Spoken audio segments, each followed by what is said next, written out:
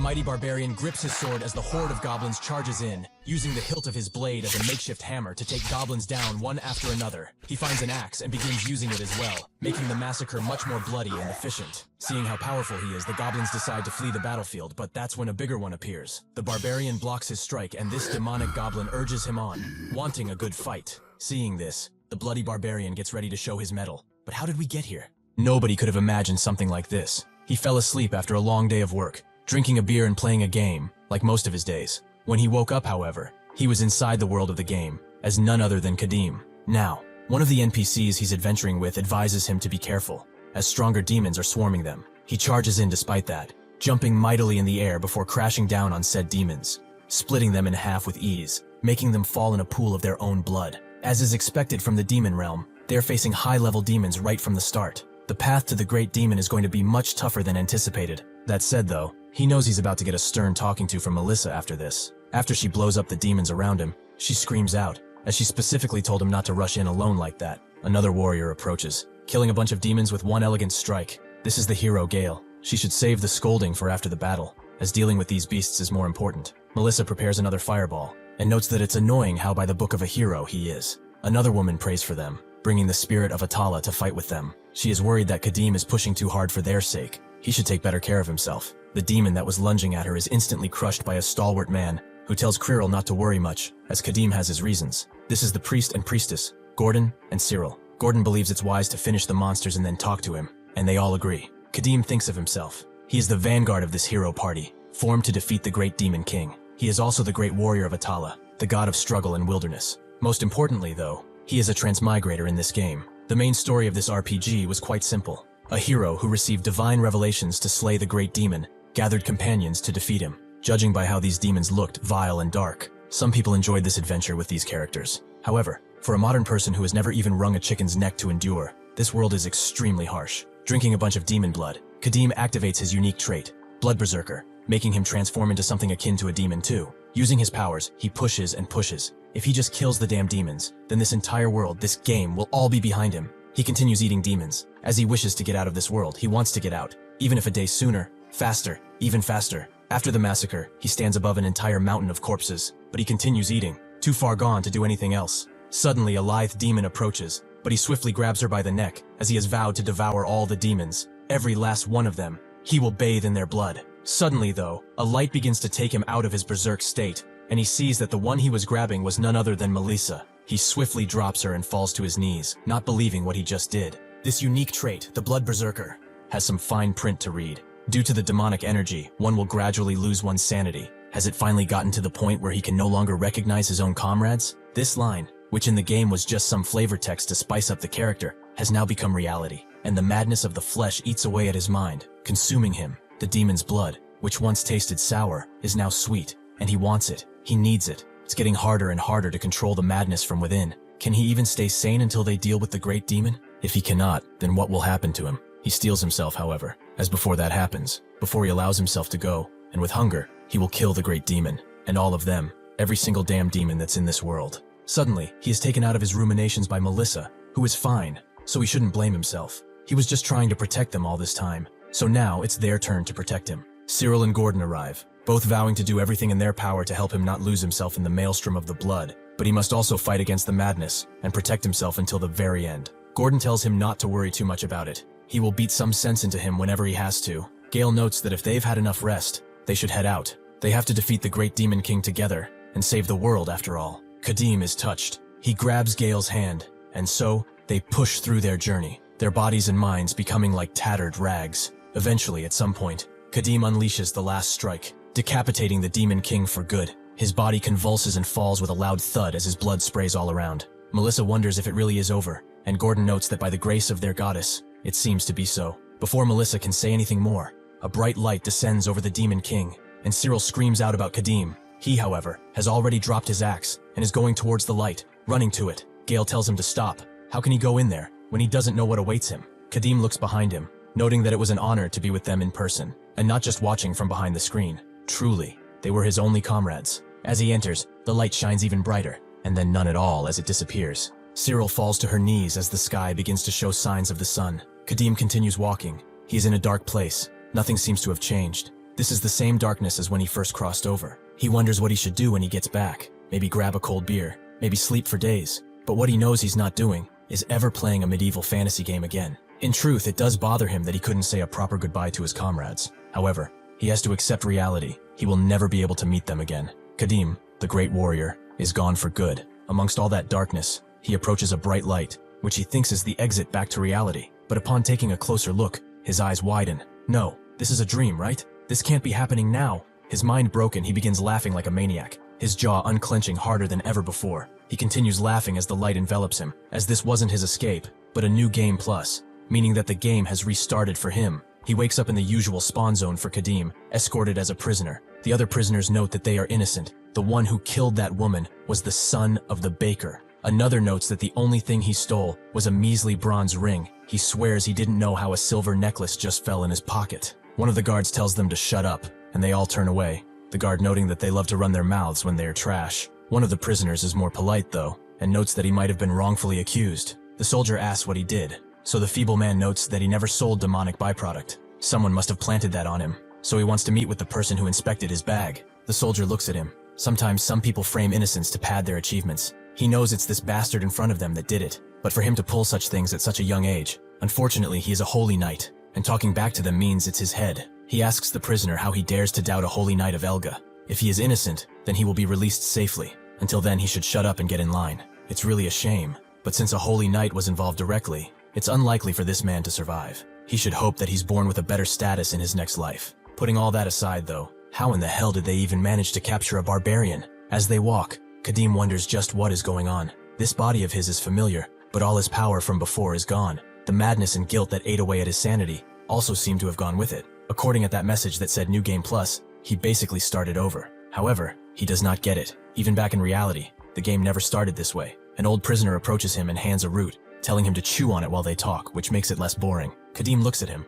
and the old prisoner explains that he was once helped by barbarians like him long ago. He reminded him of them, and this is not much, but it's all he has for repayment. Khadim decides to accept the gift and begins chewing, with the old man asking how he got caught. Khadim doesn't know, and the old man understands that there are many such cases after all. The Holy Knight and priests of the Empire are way too hostile towards heretics nowadays, believing that believing in a different god is not a sin or wasn't. Khadim is puzzled. There is an empire on this continent? The old man is surprised he doesn't know about the Lucanian Empire, but Khadim knows that name. Isn't it a kingdom in the center of the continent? The old man notes it's far from that. They used to call it that, a long time ago. Khadim wonders, could he have now transmigrated into a parallel world with a different setting? He asks where they are going, and the old man guesses Lucan, the Empire's holy capital. Once they arrive there, the other prisoners will be summoned before the judges of Elga, and he will probably face Inquisition. Khadim guesses that means he won't die instantly, which is a relief. The old man tells him it's nothing to be relieved about. The Inquisitors are madmen addicted to torture. When they see a heretic like him, they only see him as a fun new toy to break. They will drive nails under his nails, and pour boiling iron into his eyes. Suddenly, the holy knight in front impales the old man, killing him instantly. He tells everyone to listen. Anyone who dares to insult a knight of Elga will be vindicated of their sis with a swift death. He turns to Khadim and asks if he was the one who caused the commotion. If he doesn't want to end up like that fossil next to him, he should bow and beg for forgiveness. If he does so, he might be generous enough to let him live. In response, Khadim just smiles. The knight is angry that a heretic is daring to mock him, so he uses his spear to attack again. Khadim keeps smiling and catches the blade between his palms as it approaches. The knight tries to pull out of his grasp, demanding he let go, and Khadim obliges, the knight pulling so hard that he almost falls from his horse. Now he is mad. There is no more forgiveness. He will pass on swift judgment on him. Unfortunately for him, Khadim is already charging in with a shoulder bash. The strike creates a wave of air. The knight is knocked down, and the horse is dead on the spot. The knight gets up angrier than ever. How dare he have the gall to harm a holy knight? Khadim hoped to kill him in one strike, but even if a rookie, he is still a holy knight. He suddenly raises his spear in the air, and Khadim knows what this means. The knight calls out for Elga, the master of eternal light, and she bestows upon him a blessing to blast down all heretics in her name. With this newfound power, the knight charges in, and Khadim knows that he cannot hope to dodge this strike. He takes the full brunt of the spear, which sends him flying into a wagon, breaking it in half. The attack doesn't seem to have been fatal though. It only scratched him. The warrior is impressed that he survived such a strike. His durability is as brutish as his looks, it seems. Khadim thinks that even if he has kept his blood berserker trait, his stats are all reset. So he's struggling even against such a weakling. If he had something to eat though, even a low-level demon, he could easily defeat him. Suddenly though, a pungent stench hits him from behind, and he knows of only one thing that can smell like that. After the knight gets to him, he acknowledges that he is powerful, holding great strength, but this is as far as it will take him. He should receive forgiveness from God through his death. Suddenly, though, that same pungent smell hits him, and he covers his nose in disgust. Seeing this, Khadim laughs, as it seems that the god he worships so much has chosen him. He breaks through the casket behind him to uncover the head of the demon, and just the smell is already making his blood boil. It's time to feast. He holds the demon head above him and crushes it down like an orange, drinking the beast's blood like water. The knight is simply stunned. He didn't expect to see something like this ever. Did this guy go mad after he hit him? He points at one of the lowly guards and tells him to finish off the barbarian. The peasant with barely any training faces Khadim, knowing that if he backs down, he will die. He charges in, but Khadim simply catches him and wipes his mouth clean. The soldier begs for his life, but Khadim simply crushes his head in response. This must have been a lesser demon he consumed, as it only has a basic strength enhancement effect, but it should be more than enough for this place. He screams out, his throaty roar causing the soldiers to shake and immediately drop their weapons to flee. The knight tells them to rally, form ranks, and subdue him, as he is unarmed and wounded. Anyone who flees from the battlefield will serve their life behind bars. As he continues his oh-so-heroic speech, Khadim shuts him up by throwing the demon head at him, making the graceful knight fall on his ass. With that, he begins running toward him, the knight swiftly getting up and using his holy powers once again, getting another blessing to match the barbarian in strength. Their clash occurs, and the knight thinks he has won. His spear clearly connected with something, so he should beg God for forgiveness. Khadim wonders what he's smiling about when he has just lost. It seems the barbarian has caught his spear between his armpit, and using it as leverage, unleashes a devastating strike on the pompous knight. He continues pummeling him as he lies on the ground, defenseless, but eventually, the knight begs for forgiveness, tears barely able to come out of his swollen eyes. He was wrong. He begs for his forgiveness. Khadim seemingly walks away, causing the knight to think that he will get him for this. No matter what, he will end his life. As he lies there, he suddenly hears a dragging sound as Khadim approaches, before standing over him once again. He honestly didn't expect him to start praying to his god even at a time like this, but he will indulge him, and prays he will be with his damned god in the afterlife. The knight cries as Khadim impales him, ending his miserable life once and for all. After that, he looks at the fleeing soldiers. Sure, he could let them go, but the lesson he got from his first playthrough says otherwise. After the soldiers are all breathing hard, having run a few miles, they think it's safe, but they are all suddenly impaled by their own spears. This is the lesson Khadim has taught himself, to never leave loose ends. 2 guards are in the bushes. They are even holding their breath so as not to get Khadim's attention, but he has already spotted them. With one well-placed spear, he kills both of them. The petty thief from before and the other prisoners approach, noting that watching him kill a holy knight was rather impressive, and they demand he get them out of their restraints. But in response, Khadim just decapitates the petty thief, his blood spraying on the other prisoners. His lesson also applies to them. No matter who they are, no matter how friendly he was, he never leaves loose ends. The last prisoner, soiling himself on the ground, asks why he is doing this. What did they do wrong? Khadim ignores his pleas for salvation and takes him out, having done so with the others as well. If he were to let them live, they would have surely gone around, talking about what they saw. Worst case scenario, a unit of high-ranking holy knights would have come to pursue him. He cannot afford such a risk, no matter who it is. The last prisoner is the framed merchant. He is cowering behind a bush, but it's not enough to keep him from Khadim's wrath. As he prepares to strike him down, the prisoner suddenly screams out that this is unfair, and bows down to the barbarian with all his might. He pleads with him to spare him just this one time, as he really hasn't done a thing wrong, and he wishes to live. Khadim simply asks why he should spare him, and the merchant notes that his wife and child are waiting for him back home, and he was only captured because someone had framed him. Khadim guesses he is probably innocent, but that is no reason to spare him, so he should accept his situation. There would be more dignity in it. Suddenly, the merchant screams out, "Does he not need a guide?" Khadim asks what he means, so the man explains that he is a traveling merchant from Multana, of the Free Cities Alliance. He sells goods all over the continent, so there is nobody who knows the terrain better than he does. Khadim thinks that he could be useful, and wants to ask him a few questions. He said Lucanian was an empire. The Lucanian in his memory is definitely a kingdom. So has this Lucanian been an empire since its founding, or when did it become one? The merchant is taken aback by this question.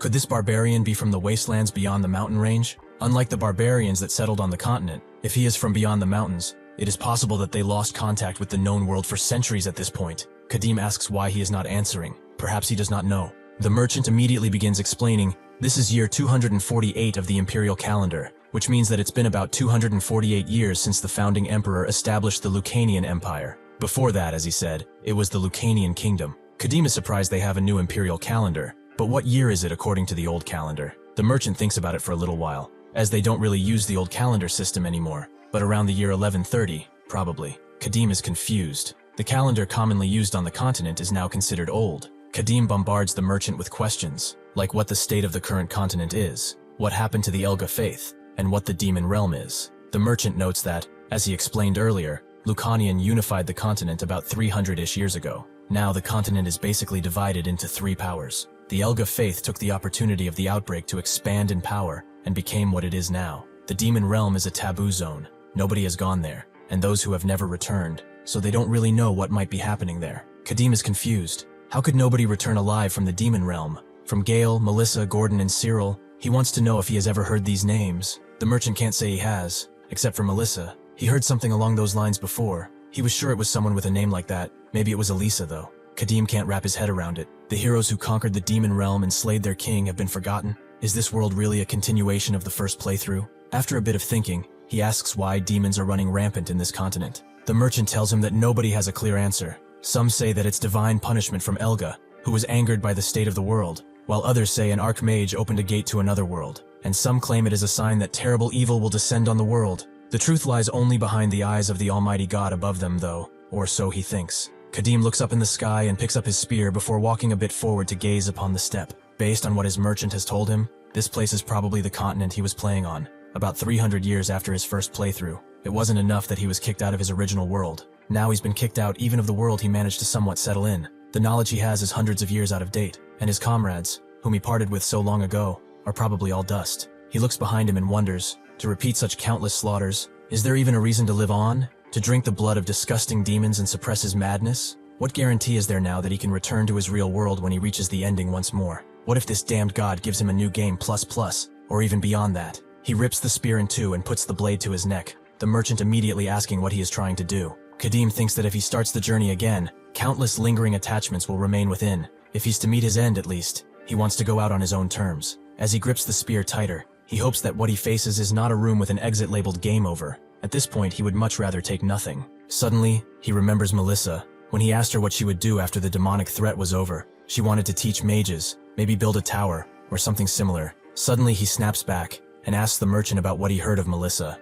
He is not entirely certain about the details, but he thinks it's the name of the first master of the Mage Tower, or something like that. Khadim sternly demands to know where the Mage Tower is, and the merchant notes that it's in a city called Vestana, at the eastern edge of the Free Cities Alliance. This is the central region of the Empire, so even if they leave now, it would take some 2 or 3 months to get there. Khadim falls silent for a bit, and then smiles. That damn woman. Why did she have to go and say that? Now he can't even die in peace. Khadim tells him to guide him there and use the fastest route, but the merchant notes that he still has a family he needs to take care of. He cannot waste so much time being a guide. Khadim completely understands. Then, as payment, he will give him the most precious thing he can give him, his life. With that, Khadim throws the spear down and commands the merchant to find the key, get the cuffs off, and grab anything they need, as he wants to go now. Amongst the rubble he finds a sword, which should serve him for naught. It's not as good as a blessed weapon, but he can probably forge it into something decent upon using his unique trait. The Holy Knight spear is tempting, but a blessed weapon consecrated by priests will reject anyone but the Holy Knight.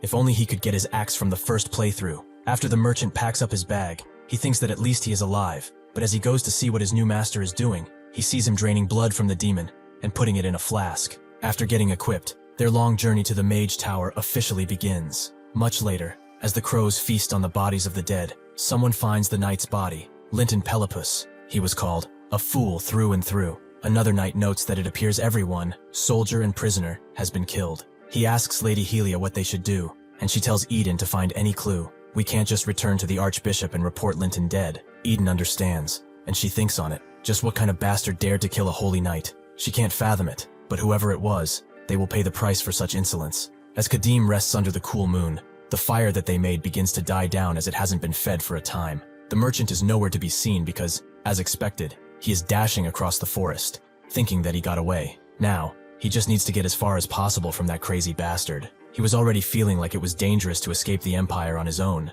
so getting a traveling companion of sorts was a good thing. The problem is, however, that this traveling companion of his is the type to eat demons and slaughter people. This is how the merchant Duncan sees him, as a barbarian. It doesn't help that when he asked him if he wanted something to eat, like some jerky or dried potatoes he had stashed, he said nothing. When he gave him a nice warm coat to lie on as he slept, he said nothing. When he asked him how he even ended up in the Empire, nothing. This barbarian barely speaks, and he doesn't allow questions other than the necessary ones. No matter how much he looks at him, he just cannot read his intentions, if he even has any at all. He is unlike a person, and more akin to a wild beast. He felt like he was performing a circus act, just so that he wouldn't get bored and kill him. If that was the only problem, he would have endured it, probably. But the biggest problem of them all is that this barbarian takes 10 steps for every single step of his. Even if he doesn't look like it, he is a traveling merchant who is known to never tire and be quick. But this barbarian is on another level entirely. As soon as he points out where to go, he's already far ahead. And when he finally catches up to him, he does the same thing all over again. He glares at him until he arrives too,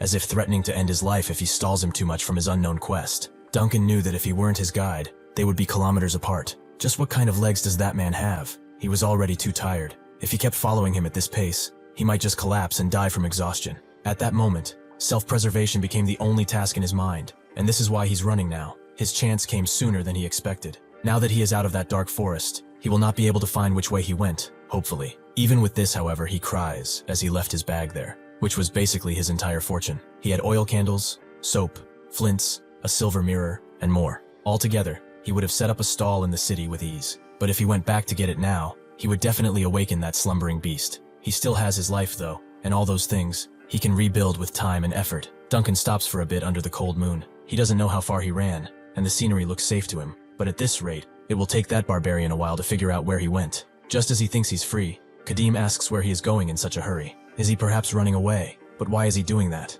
Doesn't he need the promised payment? Duncan, knowing full well that he can't defend himself, falls on his knees, noting that he has committed the greatest crime. He shouldn't have forgotten the mercy he showed him when he saved his life. He apologizes profusely and begs for his forgiveness. Khadim crouches down to his level and notes that he isn't looking for an apology but a reason. If he doesn't fix the reason, he will just run away again. So he will ask again, why did he run away? Duncan sheepishly explains that it was because his pace was too fast for him to keep up with. If he kept following at that speed, he felt like he would have collapsed and died. After explaining, he thinks that surely he is a dead man, but Khadim just notes that they should go back, and adds that he will walk a little slower. Duncan is confused beyond his wits, but still follows Khadim back to their makeshift camp. Khadim watches him sleep, clearly having a nightmare of sorts about him. Khadim thinks he was kind of in the wrong here. This hurried pace of his is a habit he formed in his first playthrough, as every moment felt urgent, like he was constantly being chased. The demon realm was a barren and hostile place. There was never enough food or water to properly feed them, and rest was just distant words. Since he advanced by drinking demon blood, he never knew he would be consumed by its madness, and the entire group would save every single moment, even from eating and sleeping, so they could hasten their steps. They probably wanted to make sure he didn't go fully mad. Unlike the demon realm though, their current surroundings are not that dangerous. There is plenty of water and drink, and while the madness might just return one day, at least for now, it is no problem. Besides, slowing down is actually a good thing, as the traveling merchant is a rather useful guide. As they come to a crossroads, Duncan explains that there's quite a lot of friction around the borders. There are a lot more guards, so they should take a bit of a detour and go through a less guarded area instead. Khadim understands that if he thinks so, then they will do just that, something Duncan is quietly happy about. Khadim still has the map of the continent in his head, but it's a 300 years old map. Without a competent guide, he would surely get lost one day. As they walk, Duncan explains that most holy knights either capture heretics on sight or obsess over their records so much that they will hunt down nearby demons with a fire in their eyes. A barbarian like himself won't be able to rest easy until they reach the territory of the Free City Alliance. Now Khadim understands why it's so hard to run into demons, even though they are apparently running rampant across the continent, because of these holy knights. This blood he's storing will soon be unusable, so he will need to secure some fresh blood, just in case he needs to fight. That night, as they continue to walk through a thicket, they find a village, which Duncan thinks is a pioneer settlement. It would be best if they asked for food and a bed here, as there are no good spots to camp around the area. Khadim finds it strange, however, that there is not a single light on, and it's dinner time, yet the gate is open with no guards. Duncan wonders if this is an abandoned village, and that's what Khadim would like to check. Duncan advises against it, as they don't know what the people fled from. Maybe a monster or demon. That's when some low growling appears out of the village, but Khadim still pulls out his blade, as a monster or a demon would be quite the good tidings. As they enter, Duncan sheepishly follows Khadim and asks what happened, as this does not look like the average abandoned village. Khadim stops at the only house with an open door and blocks Duncan, who peers around him, just as a demonic goblin lunges toward them, screaming out as it does.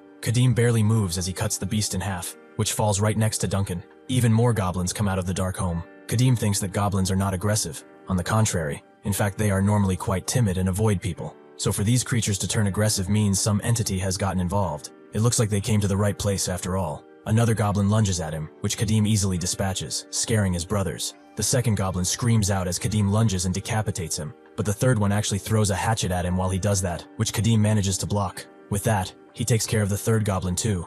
splitting him in half from the chest. Duncan looks at the corpses before him and asks if it is over, but Khadim can't say for certain just yet. Suddenly, a louder, more throaty roar can be heard from the house, and a much larger goblin peers over at them, holding what seems to be a girl. The beast screams at the two, but Khadim just throws his blade at its head, killing the thing instantly, and it drops the girl. Duncan asks what he would have done if he hit the kid, but Khadim notes that he doesn't miss. He takes the binds off the girl, and immediately stares the frightened child down, noting that he has some questions. Before he can say any more, Duncan intervenes, noting that they are not bad people, and gives her a licorice root to chew. He calms her down slowly but surely, making Khadim note that he's quite good with kids. Duncan notes he has a son back home, just about her age in fact. The girl starts to slowly speak, calling out her mother, making the others think that she wants her, but in fact, the girl says that both her parents abandoned her. This shocks the two, Duncan wondering why they would do such a thing, but Khadim understands. Suddenly someone calls out, the mother who left her child behind, as the villagers have come back. She hugs her child tightly, clearly not doing what she did because she wanted to.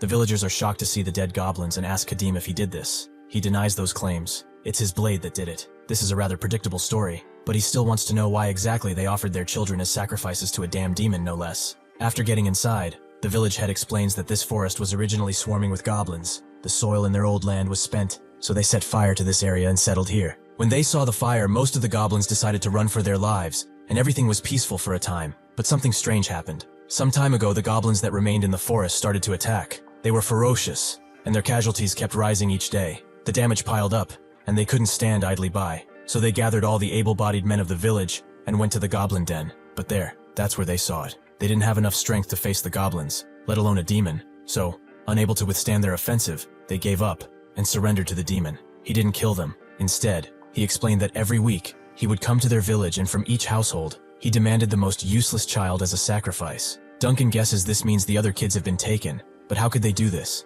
Are they no longer sane? Has fear made them crazy? The village head screams out, asking who they were supposed to sacrifice. Their grown sons, their daughters who were on the cusp of marriage. Duncan screams that they could have just left, but the village head notes that they already planted their crops, and they would have starved. In response to this shouting match, Khadim smashes the table into pieces. He asks how many horns the demon had on his head, and the village head doesn't remember them having any. Upon a bit of thinking, Khadim picks up his sword and tells them to lead the way. Since they are so weak, he has no choice but to take care of the demon for them. At that moment, Khadim thought that if there are no horns, it's a lesser demon, and with no features to distinguish it from other demons, it's probably a primordial, which is something he should be able to handle. As the village head led the way, he apologized, as they did not have anything to offer as payment. The entire village was barely scraping by as is. Khadim explains that he's doing it because he has to, and not for any payment. The village head thanks him profusely, but Khadim would like to keep this axe, as he only has one weapon. The village head agrees, and eventually they arrive at the cave, and the villagers immediately note that they will go back and wait, as the goblins might suddenly attack their unprotected village. Duncan asks what they are saying. Did all of these people really come to act as guides? Khadim tells him that's enough. Cowards are only a hindrance on the battlefield. Just the two of them will go, as he needs a torchbearer while he fights that demon. This is not what Duncan had in mind previously, but seeing the villagers retreating already, he follows Khadim inside the damp cave. Duncan expected him to blame or scold them at least a little, as not only did they offer their children to a demon, but they are cowards who are running away from redemption.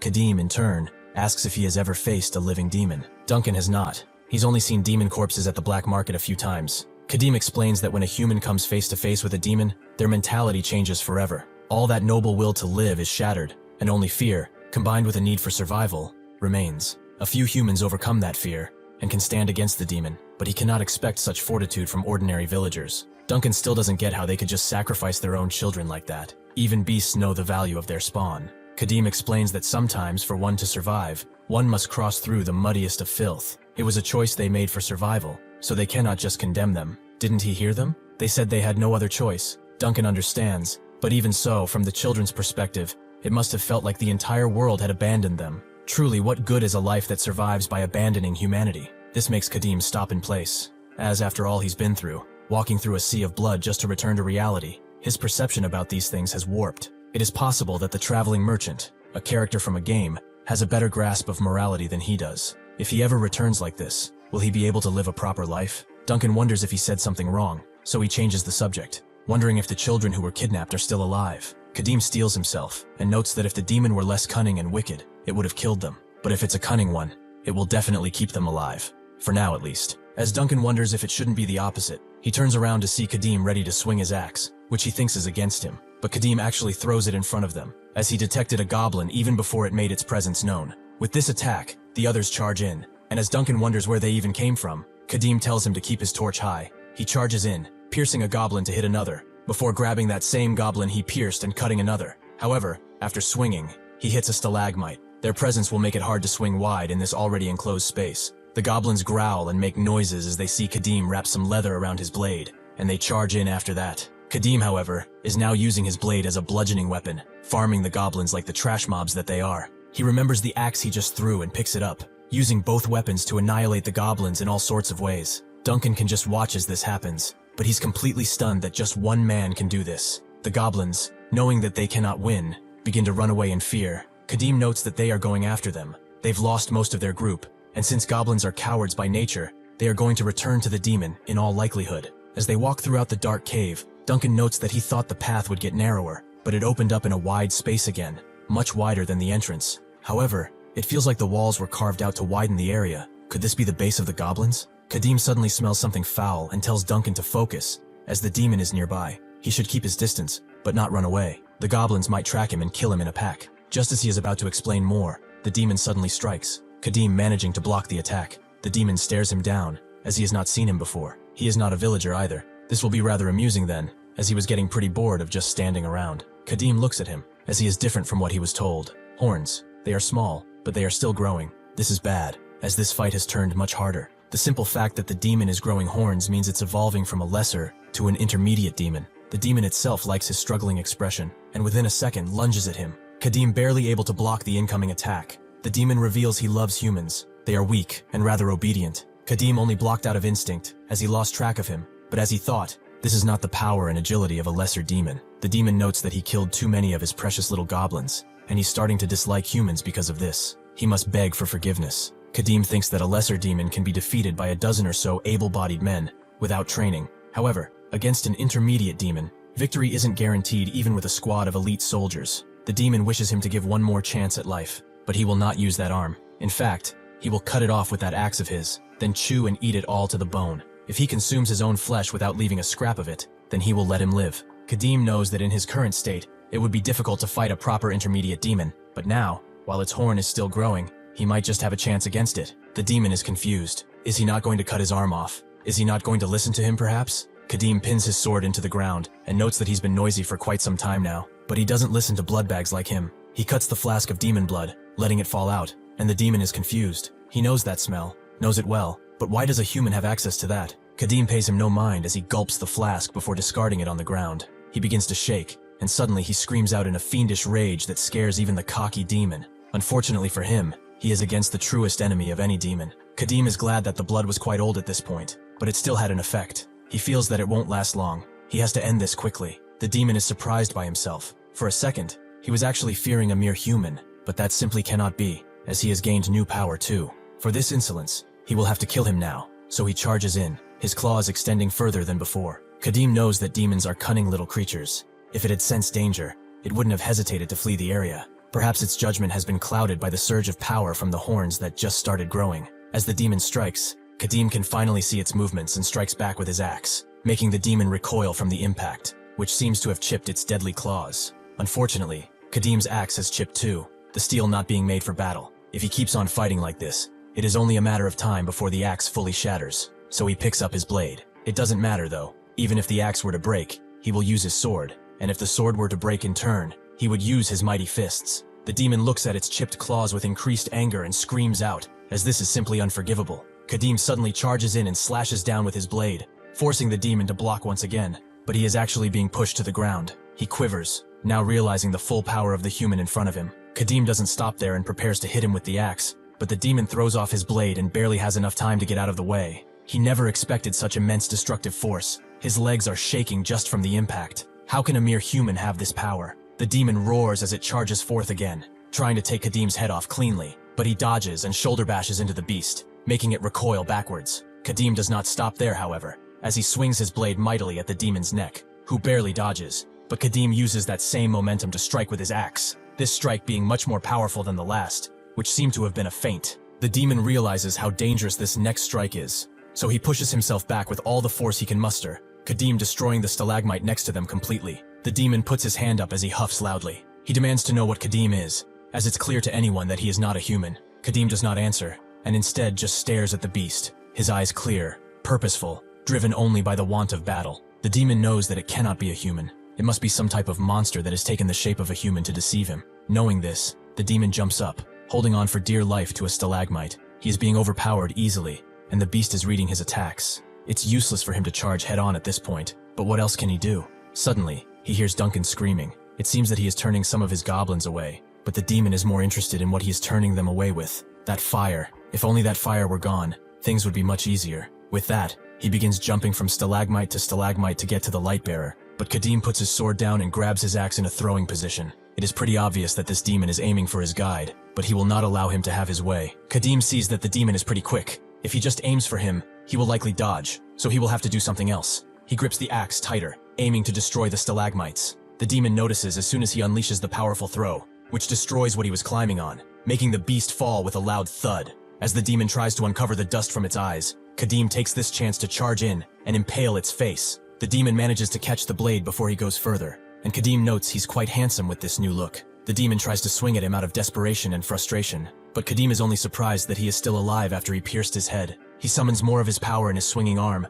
and against the protests of the demon, pulls the blade upwards, completely slicing its brain in half. With the demon's death, the buff disappears. Khadim is glad that it even lasted this long in the first place. The goblins all look at him with fear in their eyes, shaking, not knowing what to do. It seems their ferocity is gone. Now that the demon is dead, they will not be affected by the demonic energy, but that doesn't mean anything. They have already become bloodthirsty beasts once. He will take care of every single one of them before he leaves. The second goblin tries to run away, fearing for his life, but Khadim provides no mercy. Lastly, he goes for the goblin that's holding a torch, aiming to end his life as swiftly as possible. But suddenly, Duncan knocks him out of his bloodthirstiness, allowing Khadim to see that he was actually going to kill Duncan. Khadim stops, his eyes bloodshot, and Duncan asks if he's alright. Khadim apologizes and notes that it was dark, so he couldn't see properly. They should go deeper inside now, as the children are probably there, and also take care of the remaining goblins. With that, they eventually come back to the village, and the villagers hug their daughters and sons, thanking Khadim from the bottom of their hearts. One of the older villagers invites him to some food.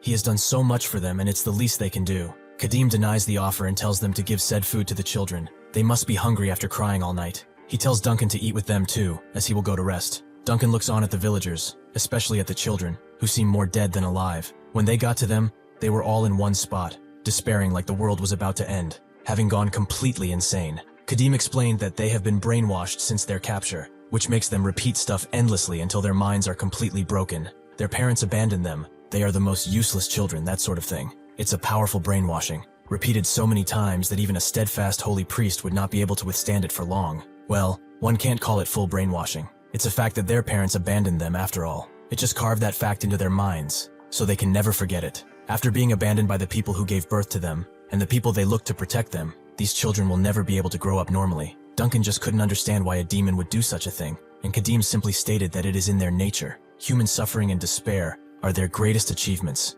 and nourishment. At that moment, Duncan understood what he said when he stated that this demon was cunning and cruel. Even so, if the parents repent for their sins, and if they take care of the children fully now, could they not recover? Isn't there that saying, utmost sincerity can move heaven? Khadim noted that there was always a possibility, but he doubts that those parents who abandon their children without second thought are capable of such a thing. Knowing all this, Duncan decides to go with Khadim too, not wanting to see the faces of those children any longer. Inside their lodging, he is surprised to see him say that they are leaving already. They should at least rest for today and leave tomorrow, as his injuries have not healed fully yet. Khadim explains that a witness is likely to come forward by now. Killing soldiers and prisoners will be overlooked, like usual, but killing a holy knight is not something they would let slide. Duncan completely forgot that he did that, and Khadim says that if they are unlucky, those bastards are already on their tracks, and they have to hurry, as they are unlikely to let this go. Outside, Khadim punctures the demon's neck and drains his blood in a flask as everyone watches. He gets it to around half full, which should be enough for emergencies.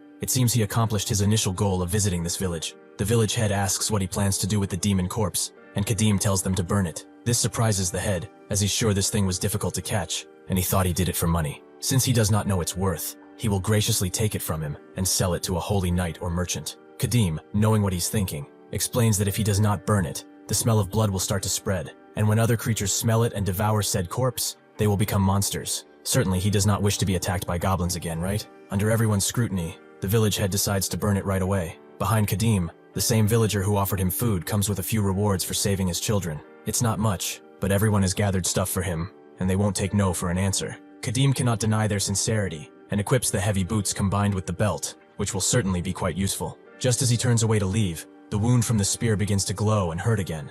This body of his that has such great recovery, that the wound he got from yesterday is scabbing over, cannot heal this 10-day-old wound. That blessed weapon of his certainly was no ordinary spear. At the massacre site, Eden informs Helia that he searched every nook and cranny, but he could not find any clues. She finds this pathetic. He should not just stare at the scene carelessly. She wants him to deduce the culprit's intentions. They even slaughtered the prisoners, so their goal wasn't a rescue, and there are no signs of the soldiers' equipment being stolen either. And most importantly, why was the demon corpse mutilated? Just what kind of group did this? Eden asks who it might be. Who might this sacrilegious group be? Helia calls him an imbecile, as she's telling him to find clues based on that deduction. Even though it's been a long time since his investiture, there is a reason why he still hasn't moved beyond the paladin rank, it seems. Eden thinks she's just arrogant. In the end, she doesn't know either. Given who she is, though, he cannot argue. She is the Arch-Paladin, Helia Muviel, and not just any Arch-Paladin, but one who ascended to the rank by soloing 20 demons. She is also the Empire's youngest Arch-Paladin. Her personality is garbage, but her skill cannot be ignored.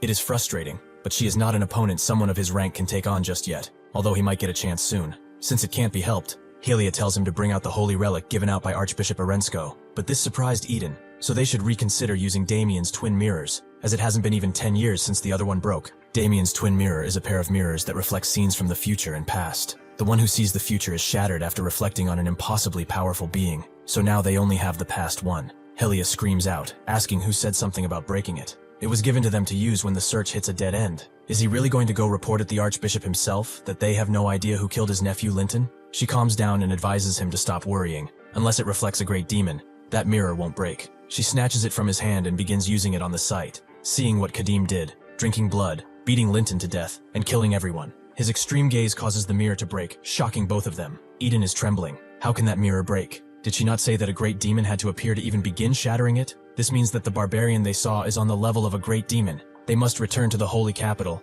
and report this. Helia notes that with the culprit revealed, they have no reason to return to the holy capital, so they should continue their search. Now she's getting serious, vowing to personally kill that demon in human skin. That night, as Duncan gathers water from a nearby river, he thinks of the children, who believe their lives are basically over. They are all madmen. He steels himself. If he wants to survive and return to his family, he has to cheer up. He can't be like this if he wants to serve the barbarian well. He goes back to the campsite and notes that he will prepare his meal now, but upon looking closer at him, he sees Khadim sweating profusely. He's surprised. He's somebody who can tear demons apart with ease. What happened? Khadim gets up, and he sees the wound on his chest, which is reddened and is aching. Khadim thinks he should have realized sooner about that damn blessed weapon. It was probably imbued with a blessing that inflicted fatal wounds on demons, and naturally that wouldn't affect a human, but he's a berserker who gains power from demon blood, and can't be affected since he drinks demon blood. Duncan notes they shouldn't have left the village. He should have rested, at least a little bit. Khadim notes that it's not the kind of wound that can be healed with rest, but more importantly, how was the moon like yesterday? Duncan thinks on it a bit, and notes it was a fully tilted waning crescent moon probably. Khadim is glad he hasn't missed his chance. If it's tonight, then he can do something. Suddenly though, they heard a bunch of howling from the forest, and sure enough, the blade wolves descend on them, ready for their next meal. Seeing this, Khadim picks up his weapons and tells Duncan to stand back. In this damn world, it seems like he can never truly rest. However, these damn mutts could have visited them another day. The blade wolves circle the weakened Khadim, slowly approaching him until one of them charges in, but Khadim throws his axe at it, making the beast fall back. He was actually aiming for the head, but his vision is extremely blurry, so he cannot even aim properly. Seeing this, the other beasts charge in, Khadim doing his best to take them down, but one of them grabs his swinging arm. Under this pressure, Khadim slams his fist into the beast before taking out the one behind him. Another grabs his ankle, but he deals with it. The other blade wolves begin to circle him, clearly more weary. They are used to hunt in packs, and after seeing their first members go down, they regroup. There are too many of them. If his body were in a better shape, he wouldn't have his issue. Suddenly, he hears Duncan screaming, who is protecting himself with fire. Khadim knows that if he's going to drink demon blood now, it will be like taking poison, but he does not have a choice. Under the guise of the beasts, he takes the demon blood in his mouth, and the beasts know he is far more dangerous than before. He suddenly grabs his blade, and with 2 swipes, takes out the ones threatening Duncan. He grabs his axe, and begins to kill wolves left and right. The Blood Berserker buff effect changes, depending on what type of demon blood he drinks. If he had to guess, this time, it's agility. Sure enough, as 2 beasts charge him, he dashes through with amazing speed, taking them out. He expected this effect, considering that demon bastard was just as fast. Suddenly, the Bladwolves retreat, Duncan thinking they are running away. But Khadim knows that's not the case. It seems that the Alpha has arrived. Duncan is shocked to see a wolf twice as big as the others, but Khadim is more scared about the buff, as it's about to run out. Suddenly, the beast attacks with no warning, Khadim realizing that it's trying to crush him with only its weight. Suddenly, the side effects of the injury get to him, and he falls on one knee. Duncan asks if he's alright and tells him to snap out of it quickly, as the wolf is still approaching. Khadim looks up at the sky, as the conditions should have been met. Sure enough, he sees it. Midnight on the night when the moon has completely hidden itself. It's here. He hilts his blade in the ground and begins praying. Atala, undefeated master of soldiers, place his blade in his hands. Bless this great warrior who only thirsts for battle. On the night the eye that watches over the land hides itself, bestow the blood-soaked name upon this very blade. Suddenly, the blade begins to glow, shocking both the Alpha and Duncan, and Khadim is asked what name he would like to give this blade. It's been a while since he's done this reverberation of will. He felt it in his first playthrough too. The name he grants the blade is Mosquito, and with that, a rune is grafted on it, fiery and red. This is his unique trait at work, the one who bestows names. The Alpha attacks again, but Khadim easily swipes an attack on the beast, causing it to land. The special effect of the blades activates, which is vampirism. This causes him to restore a small amount of health and heal some wounds. The Alpha growls at him, and Khadim is not satisfied either. He wants to see what this beast can do. Eventually though, he takes the Alpha out, and due to all the attacks he got on it, all of his wounds heal. Khadim is pleased to see that even his fatal wound from the blessed weapon did. If anything, it was rather helpful that these things showed up. What's written on the blade is ancient script, so he can't read it, but it probably means mosquito, and vampirism is a special effect that restores life force upon attack. Unfortunately, the weapon is low grade, and the efficiency isn't great. To fully recover from being a wreck, he'd have to slaughter dozens of beasts, and even then, if he encounters an enemy that is not flesh, it's useless. This is enough for now, as being able to grant a special effect without any material is an advantage. Duncan peeks over the tree he was hiding and approaches, surprised to see the situation unfolding like this, as this barbarian was a complete wreck. How did he not collapse? He looks at him, and sees that not only are his battle wounds gone, but also the one that the Holy Knight gave him. Khadim asks why he didn't run away when he fought the wolf back. If he had abandoned him in his weakened state and fled, he couldn't have chased him. Duncan thinks about it, and only now has the idea surfaced. Khadim smiles. Even if he had run, he would have been chased down by the hungry wolves. Although it seems he hasn't given up on the thought of running away just yet.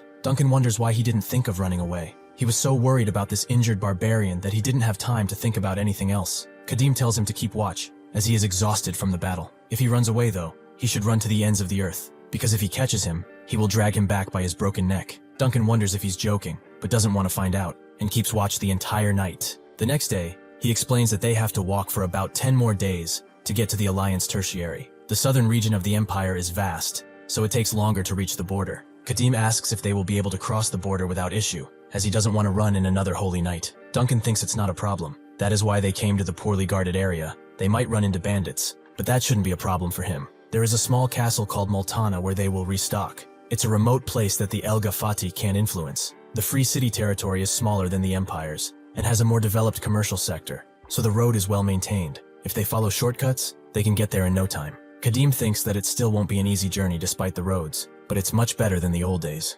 300 years ago, the Eastern continent was an arena where countless kingdoms were vying for power. People became exclusive, and nobody welcomed outsiders, especially a massive barbarian who could cause a ruckus. Melissa even looked at him strangely when they met, and he couldn't blame her. To a young mage who spent her entire life as a scholar, a barbarian suddenly asked to travel with her. She immediately wrote about him in that diary of hers, writing all kinds of needless stuff. He smiles as he remembers it, although now, this is just a useless memory. Duncan notes that the Free Cities Alliance should be fine with someone like him, so he shouldn't worry, but suddenly they hear a commotion in front of them. Khadim asks what he would be, and Duncan guesses that they are bandits. The people scolding them are a different group, but he's not sure. Khadim thinks they should take another path to not getting involved, but the scolded bandit sees him, and as they approach, Khadim gets prepared to battle. The bandit, however, presents Khadim as if they already know him, and notes that they knew he would come, as he told them. The other bandits run away, clearly not wanting to die, and the bullied bandits laugh, as they find the sight of those guys running away very funny. They should tell everyone that Agon's raging horn is here.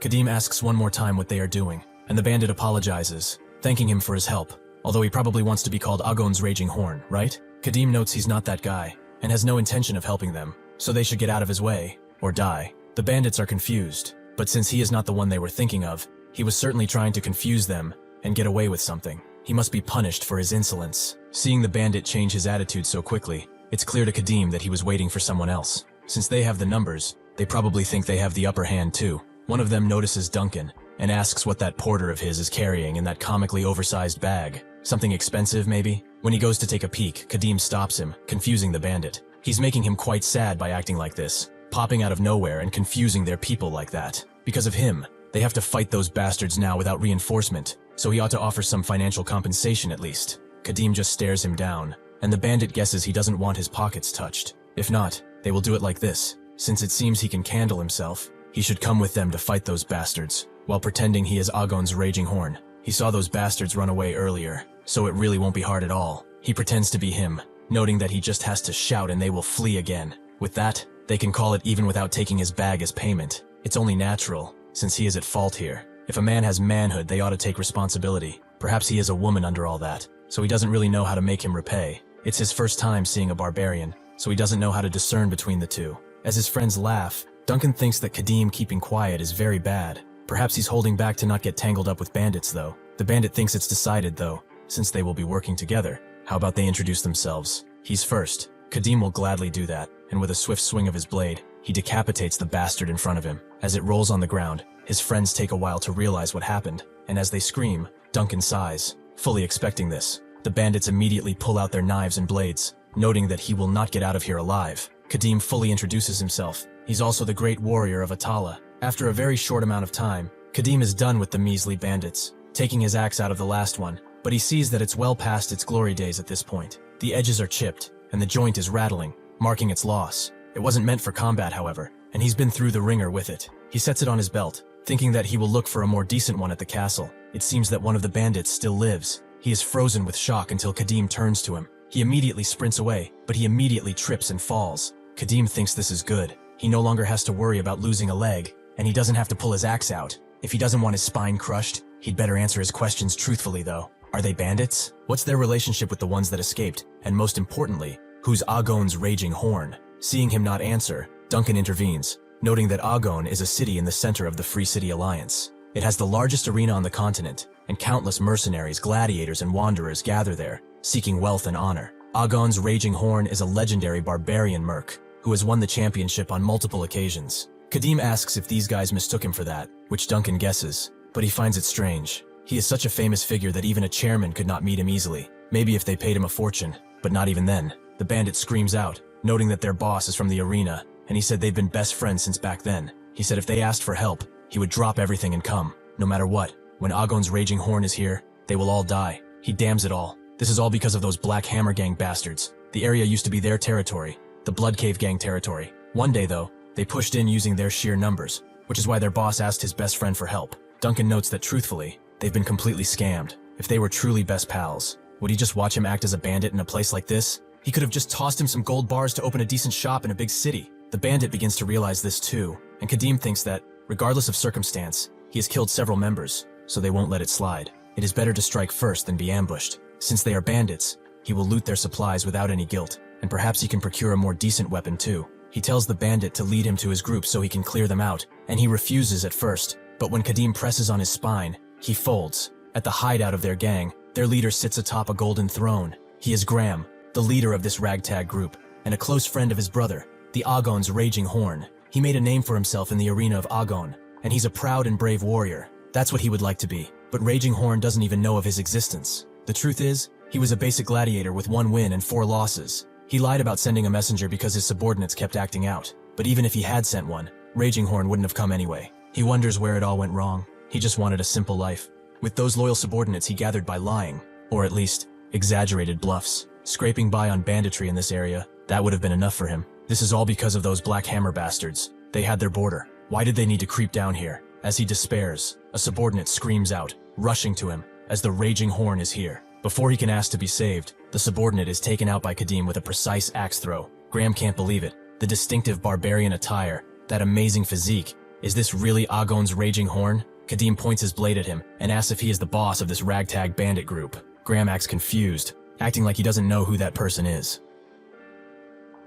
Graham has seen the face of Agon's Raging Horn in the past, and this is not him. Not at all. Where did this barbarian come from to attack their gang? If he made it so far inside, his subordinates must already have been dealt with. Even if he is not Agon's Raging Horn, he is undoubtedly just as dangerous as he, perhaps even more. He smashes his fist on the table and rushes in, thinking that he should get the first strike. Khadim finds it interesting that he is planning to fight with only his bare hands. He must be confident. Suddenly though, Graham falls on his knees and begs him to spare his life, calling him Big Brother. There is money and valuables stored in that chest in the corner, so he should accept those for now, as he will give him more. Khadim tells him to stop calling him Big Brother, and Graham now calls him Mr. Mercenary. If he wants equipment or food, he can go to the deepest part of the cave to get it. Duncan thinks that this is really the posture of someone begging for their life. Graham asks if there is anything else he wants, and then, seeing him raise his blade, he asks why he is doing it, and why it keeps going higher. He begs Khadim to reconsider, and then mentions tribute. How about he will pay him a tribute every time he visits? He knows it's no use though. This bastard won't listen to anything he has to say. He's someone who survived the brutal arena using every trick he knew, and yet he's going to meet his end like this.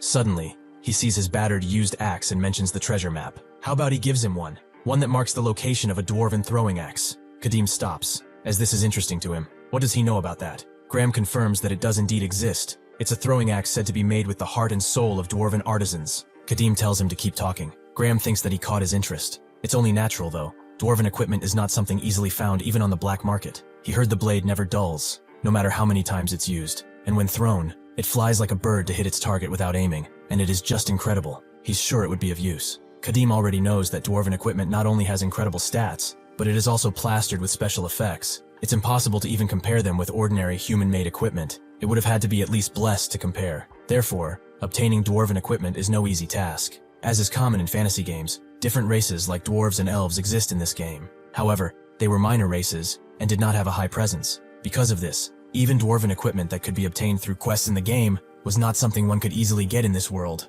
which has become reality. Since there was no way the dwarves, who dislike humans for one reason or another, would willingly sell their equipment. If what this bastard is saying is true, this is an opportunity he cannot miss. High-performance weapons are necessary, if only to avoid relying too much on the demon blood and suffering the same consequences as in the past. He asks where the map is, but Graham doesn't want to say. First, he wants to have his life guaranteed, as this is not a lifeline he cannot let go. It's the only one he has. Khadim smiles. Does he really think he will negotiate with a mere bandit? He drives his blade in Graham's shoulder and notes that in negotiation, he has a few tricks he can use too. He will keep driving holes into him until he feels like talking, so he should try holding out as long as possible. Graham has finally realized just how screwed he is. At the Black Hammer Gang hideout, one of the members who saw Khadim has come to tell them what happened, but one of them doesn't believe him. This all seems like nonsense to him. The boss smashes his mighty hammer on the ground, making them stop this squabble. Is he really saying that Agon's Raging Horn has come to the frontier? To help the Blood Cave Gang no less? This is the Black Hammer Gang boss, Kravan. They both now confirm as such, but Kravan asks if that makes any lick of sense. They both beg to be believed, as they really saw a barbarian, as large as a bear, and he helped them. Kravan knows that these dimwits wouldn't react like this if something didn't happen. They must have seen something. There were rumors that Graham and Agon's Raging Horn were close friends, but that has to be nonsense. Does it really make sense that a legendary arena champion would move just to help a third-rate bandit? Once one crosses into the Alliance territory, having a barbarian mercenary is not a difficult thing to obtain. He probably hired one just to bluff. However, just in case it really is Agon's Raging Horn, he should act while he can. Suddenly one of the men rushes inside, noting that there's a raid. The Blood Cave Gang is approaching them. Kravan asks how many, and the bandit notes that there are only two people. One is the leader, and the other is what looks to be Agon's Raging Horn, a massive barbarian. The two bandits who reported knew he would come, and Kravan still doesn't fully believe it. But if that really is the case, they do not stand a chance in a head-on fight. He tells his men to deploy crossbows behind the barricade, while the rest hide in the bushes. On his signal, they will all fire arrows. Alas, they should go and verify if this really is the Agon's Raging Horn they speak of.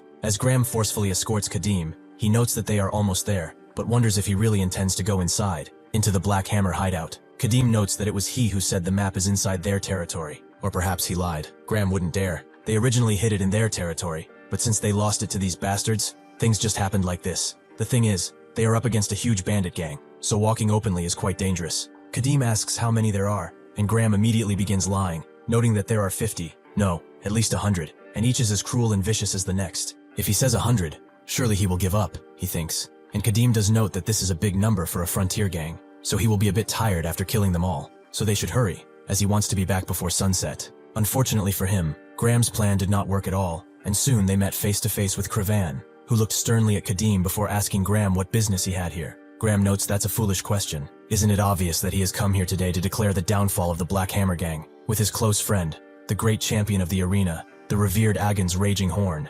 Everyone gets serious, wondering if this is really who they say he is, and Graham thinks that with this, they will be shaken up, and with the focus on the barbarian, he will run away while they fight. Suddenly, Khadim asks what he is doing by almost pulling his scalp off, and notes that he is not Agon, whatever his name is. He has no intention of fighting as long as they get the item that he is looking for. There is no reason for them to shed blood here, no? Khadim smiles deeply, as he knew that this bastard wasn't Agon's raging horn. He must be Merc hired by Graham. He probably betrayed him after realizing he was dragged into this death trap. But why is he so calm when he is not Agon himself? Does he not understand the situation he is in yet? He smashes his hammer on the ground, and the crossbowmen appear, along with everyone else from the bushes, circling the two like prey. Khadim notes that he should cooperate. Then what item is he seeking? His subordinates will help him, so he should speak freely. Khadim explains that he's looking for a map. This guy knows the location, so he doesn't need their help. They just need to peacefully clear the way. Khadim is intrigued. Perhaps he is talking about this old thing. Graham exclaims that this is it. But how does he have it? Khadim didn't expect him to hide it. One of his subordinates found it under a rock and brought it to him. Several groups have come looking for it. So the thing that it's marking must be quite precious. Well, he doesn't plan to use it, and if he can't have it, nobody can. Graham asks if he really is crazy, as he sees him rip it apart, and then eat it. Khadim tells him to take it now. If he can, that is. Khadim doesn't mind. If that's what he really wants, then that's what he will get. He will have to hurry though, if he wants to get it out before it passes through his stomach. Khadim immediately orders his men to fire, but Khadim swiftly grabs Graham and uses him as a shield, blocking all of the arrows that come his way. Khadim can't believe it. He just stares as Graham screams out in pain. This guy is a lunatic. Even if he betrayed his employer, to use him as a meat shield without any hesitation. Khadim orders his men to aim for the parts that are sticking out. He can't cover everything, and fire again in unison as soon as they finish reloading. The bandits all reload as fast as possible, but suddenly, Khadim's axe flies into one of their heads. The crossbowmen, seeing this, fire again, continuing to pin their bolts into Graham, who begs to be killed instead of suffering this fate. Khadim asks his men what they are doing. He told them to shoot all at once, not separately, but they should stop firing for now. He turns to his men on the ground and tells them to charge. They do just that, and Khadim throws Graham into some of them. There are certainly quite a lot of them. Mosquito might heal his injuries, but dealing with this many numbers, he could sustain some unwanted injuries, so he will end it as quickly and as decisively as he can. Khadim wonders what he just drank. Was that alcohol, or water to quench his thirst? Khadim feels an intense sense of elation, incomparable to when he drank it while his body was a mess. He is stronger, focused, and ready. Suddenly, he rises in the air as the bandits berate him and slices some of them up before they even notice. Using the demon blood, he is faster than they can perceive, especially since he has the agility enhancement. The bandits cover their backs, wondering how the hell he is so fast, but Khadim still cuts through them. Seeing all of this bloodshed, Khadim wonders what is happening. There is no way a barbarian received Elga's divine power. Just where did such a beast even come from? He gulps audibly, and tells the crossbowmen to load a crossbow and bring it to him now. They do so, and Khadim thinks that no matter how fast his feet may be, there is always a moment when he stops moving, and reveals his presence. As the number of his men dwindles, and the distance widens, it becomes more frequent. After attacking, he reveals himself, stopping his feet, and then shows his back to find the next target. Like now, he fires off the bolt, which flies toward Khadim at an amazing speed, right into his face. Khadim thinks that he got him, and smiles widely. Khadim is faster than he expected, however, and just as the bolt tip reaches him, he grabs it and snaps it in two. Khadim can't believe it. How did he catch a bolt flying toward him? What kind of power-up nonsense is that? Seeing that they dare to interrupt him, Khadim begins to slowly approach, with one of the bandits noticing as such, but Khadim tells him to stop standing there and reload his crossbow too. The few bandits that are on the ground try to stop him, but he just goes through them without a scratch on him. Seeing him not stopping at all, Khadim wonders if he changed priorities because he saw the crossbows as annoying, and he asks his subordinate how many loaded crossbows they have. He explains that they have 3, including the one he has in his hands, and Khadim tells him to listen very carefully. He stuffs a bolt in his pants and grabs his mighty hammer, preparing to face Khadim, who is slicing through his men as he looks at him. Khadim thinks that since he cleared out the men who were blocking the front, he will close the distance soon. Even if he swings his hammer, he will not be able to touch him, but he has a plan. As he finally arrives, Khadim swings his hammer at him, but then feints and smashes into the ground, blocking Khadim's vision momentarily. Khadim tells his men to fire, and they do it, but Khadim has seen through their tricks already. Khadim grabs the crossbow that is on the ground and pulls the bolt out of his pants. Khadim grabs one of the bolts, but that's when Khadim goes under him and lets the bolt loose right in his face. Khadim knows that even he cannot react in time for something like that, but unfortunately, Khadim has. He rushes through and cuts Khadim's legs, leaving him to kneel like a dog. Khadim doesn't get it. He definitely hit him directly. So how? What happened? Khadim snaps the bolt and spits it out as he caught it with his teeth. He will go deal with his little crossbowmen and come back, so he should wait quietly for his sentence. Khadim can only listen as he hears his men scream and shout, begging to be spared, but there is no sparing against Khadim's might. After he is done, Khadim knows this is a bit late to bring up, but could he spare his life? Khadim did not have any intention of killing him anyway.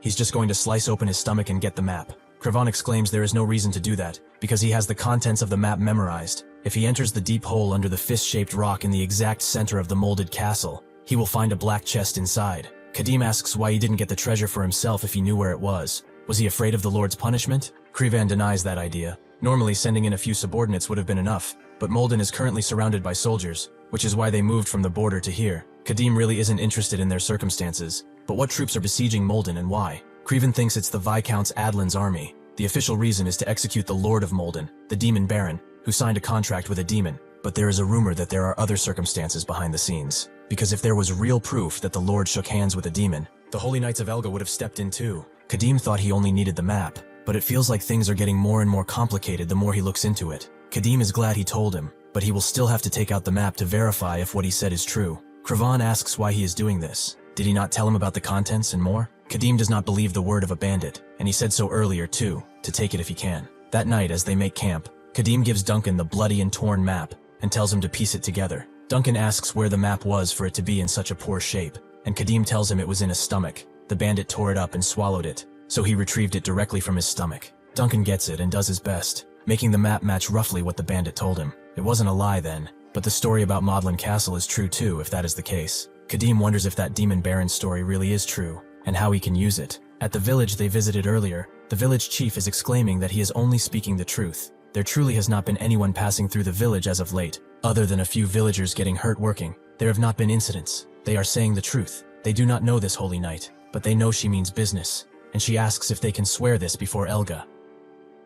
The villagers do as such, but Helia looks specifically at the quivering woman next to the village chief, and asks if she can really swear it. Before leaving, Khadim told them that if anyone came to the village asking about him, they should never answer, nor mention the demon that was causing them trouble. If they ignore his warning, and dare to speak of him, one day, he will return, and slaughter every last one of them, leaving no survivors. Fearing this, the woman does swear so. Helia finds it strange. There are definitely traces of the target heading this way. Are they really saying nobody passed through here in the last few days? The woman confirms as such. She swears on Elga that no mercenary of any kind passed through this village. That's where Helia caught her though, as she never said the target was a mercenary, did she? The woman covers her mouth in fear, sweating bullets, and Helia begins to slowly draw her blade. Before anything can happen though, they hear a bunch of screaming coming from one of the houses, and Helia demands to know what that sound is. The woman tells her it's nothing. She shouldn't pay it any kind of mind, really. Helia is even more suspicious now, and does not listen to them. She immediately goes into that house and finds someone on the floor convulsing, their eyes reddened.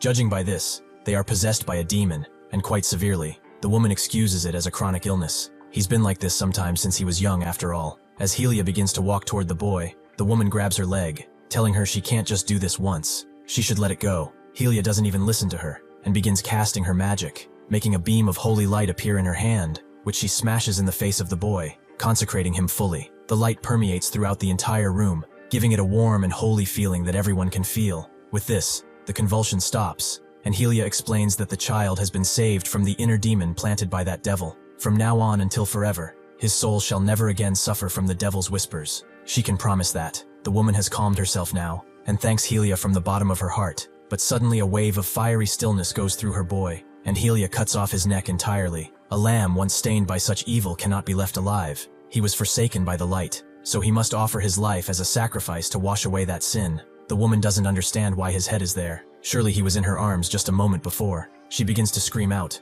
realizing what had happened, and Helia tells her not to worry. She took his life after destroying the inner demon inside, so the child now enjoys eternal rest by Elga's side. But the unbeliever who defied an oath sworn on Elga's name will not. If she does not wish to wander in endless darkness for eons, she should confess the truth immediately. That evil spirit, that barbarian she's been hunting, where did he go? That same night, Duncan checks their supplies, noting that, thanks to him destroying 2 bandit gangs, they secured more than enough food and supplies for now. So much that they even had to leave most of it behind because they could not carry it all. However, he could not find any quality weapons he was hoping for. They were bandits after all. Khadim asks if he knows anything about the Lord of Molden, and Duncan has heard of the demon Barang in passing. The nickname probably didn't stick because of harsh rules, or a contract with the demon. He once had a drink with a merchant from Molden, and he missed his hometown, saying it was a very nice place to live. If the Lord were an evil and greedy man, he wouldn't be saying such things, would he? Khadim thinks that proves nothing about his lack of connection with demons. There are plenty of those things out there that grant abundance only to snatch it away in an instant, sending one to hell to enjoy their stacked pain and suffering. The only way to get a dwarven weapon is to check it out himself. Then the problem is that he barely has a sip of blood left. and a single sword. He wonders if he can break through the hundreds of soldiers surrounding Molden Castle just with these. Will he have to use his fists? As he thinks, Duncan excuses himself for asking, but he really wants to know one thing. When they first saw the bandits, didn't he call himself the Great Warrior of Atala? People receive that title. Is it something that only special warriors among those who serve Atala can receive? Khadim asks why he asked, and Duncan explains that, from what he heard, he knows that Aegon's Raging Horn also goes around calling himself a Great Warrior of Atala. Aside from that legendary mercenary, he did not know there was anyone else who called themselves that. Khadim immediately gets mad, and gets up with a very serious look on his face. Seeing this, Duncan immediately goes to his knees and apologizes, having committed the deadly sin of asking too many useless questions. Khadim doesn't even look at him, and thinks the Great Warrior of Atala isn't just a nickname given to a warrior for fighting well. Only one person among the Atalans can be named as such. It is a sacred title given only to a warrior who bears the mission to slaughter great demons on behalf of the god of the wilderness. Therefore, there can never be two great warriors of Atala. Only the one who holds his title can obtain the power to end the life of a great demon. This means that there are two possibilities. Aegon's Raging Horn is using that title without knowing any better, or Atala has forgotten him and chosen another great warrior. Khadim tells Duncan to get up, as it's not his fault. They leave for Molden at daybreak, so he should get plenty of rest. As he walks away, Khadim thinks that whether he is impersonating the great warrior, or he has been abandoned by Atala, whichever it is, he will tear him apart when they first meet, no matter what. When they get to Molden Castle, they see that the atmosphere is not really that great. Guards are standing by, but they are standing by for nothing, as they are just watching the encampments that surround them, looking extremely famished as well. Khadim and Duncan watch from a few nearby bushes, with Duncan surprised to see hundreds of soldiers surrounding Molden Castle in a standoff. Besides that, no matter how much he may look around, he does not see any gap to enter the castle. Khadim tells Duncan to go look for a safe space nearby and hide in it, as he will go there by himself. Duncan asks if he's really intending to break through hundreds of soldiers all alone,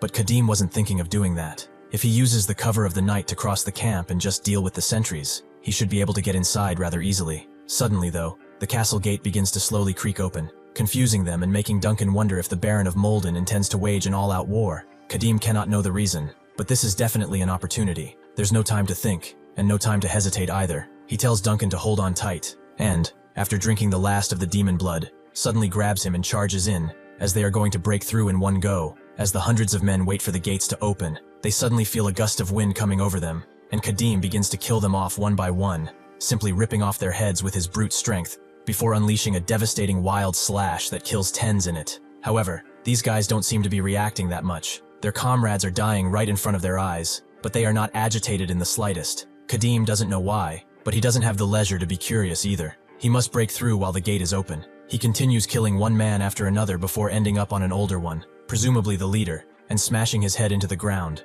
crushing it completely. It seems that he successfully made it through, but someone else stands in front of the gates of Molden, who introduces himself as Baron Molden, the lord of this place. Who is he? Khadim understands. He is the demon baron then. But why is he here alone outside of the castle? The baron explains that it's regrettable. The rumor that he is related to a demon is just not true. There are circumstances there. Khadim walks past him and notes that he will know if it's a rumor or not when he checks. He should follow him, as he has some questions for him. The baron refuses. He came here to sacrifice his life for Molden. He had already made peace with his death. Khadim tells him he can die later, as now he has questions for him. The baron wonders where it all went so wrong. He remembers that one night he came to the guards carrying some water for their hard work. The guards were really touched, as they never thought he would do something like this personally. He could have just ordered them to do it. The baron laughed at the man who said this, a Deltan, and said he was a proper soldier now. His parents would have been very proud to see him. He looked on at the men surrounding them, noting that carrying a water skin up here is hard work. The soldiers should be resting too now, since it's much harder work to stay on high alert all day, facing an enemy they do not know when they will attack. Because of an incompetent and unvirtuous lord like him,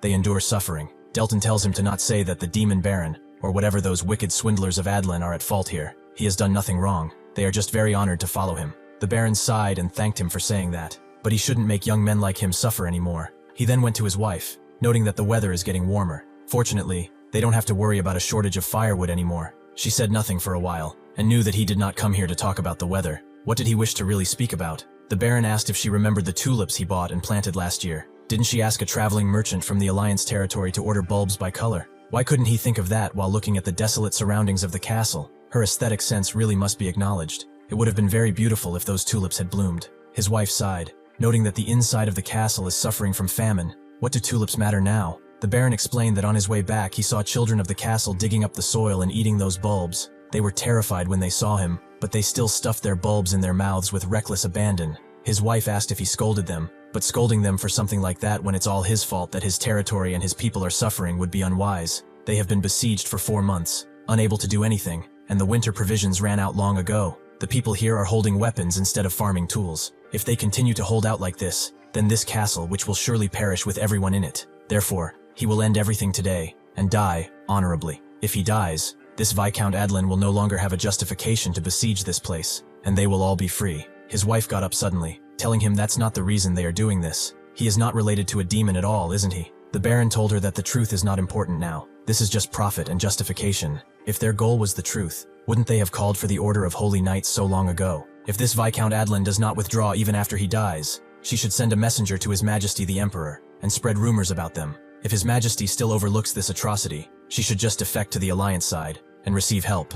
From this day forth, the future of Molden is in her hands. It will be difficult, but he hopes she can lead the territory wisely, as she has led him throughout the years. This dragging battle they have been going at for 4 months will end today with the death of the Demon Baron. The Baron intended to die today, to sacrifice his life for his people, but who on earth is this barbarian, and why is he exuding such an aura? The guards are naturally worried for the Baron, and are glad to see him back, but suddenly, one of them notices that the elder soldiers are doing something. They are convulsing, making sounds, and suddenly screaming, their eyes bloodshot with power and rage. Khadim has seen this before. This is the work of a demon. The Baron immediately tells his soldiers to close the castle gates. They begin doing so, but the possessed soldiers do not stop their charge. It's a very reckless charge. He grabs the spear of one of the soldiers and tells them to bring him more. With that, he grips the spear tightly, using all of his muscles to smash it into the group of soldiers, eradicating a few of them with one strike. They are all shocked, but Khadim does not have time for their shock and demands the next spear. He's handed spear after spear after spear, each going into the beasts,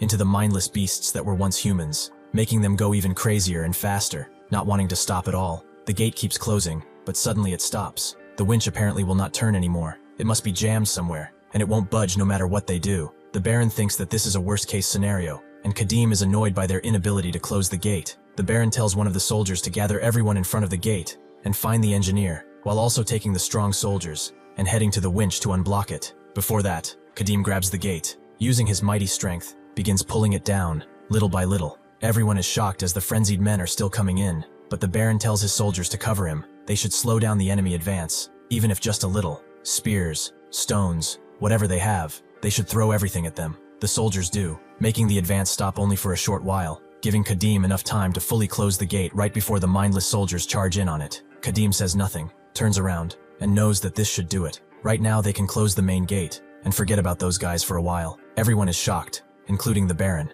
Is this guy even a human? Khadim doesn't care about their words though. He just wants to have a nice, calm talk with the Baron. Naturally, Khadim is invited inside and is given a bunch of food. The Baron explains that he can't even remember the last time he entertained some guests. There is not much prepared, but they should eat their fill while they can. Khadim doesn't eat, but Duncan does. He even asks for seconds. Khadim then mentions that food shouldn't be this plentiful. The Baron tells him not to worry about it. His family and he both can starve for a few meals, even if he had to carve the flesh from his own thigh to serve them. He could not commit the dishonor of letting his honored guests go hungry. Khadim thinks about honor. Is that why he also tried to go and die? The Baron looks at his hands and explains that, to some extent, it was that. Khadim would like to hear the full story. What exactly has been happening all this time, and why did he try to go alone in the enemy camp to throw his life away? The Baron notes that he owes him that much at least, but before that he must go back a bit in time. This place was originally a barren land with poor security, so not many people lived here. In his youth, he received the Emperor's command and became the Lord of Molden. He was determined to make this a good place to live,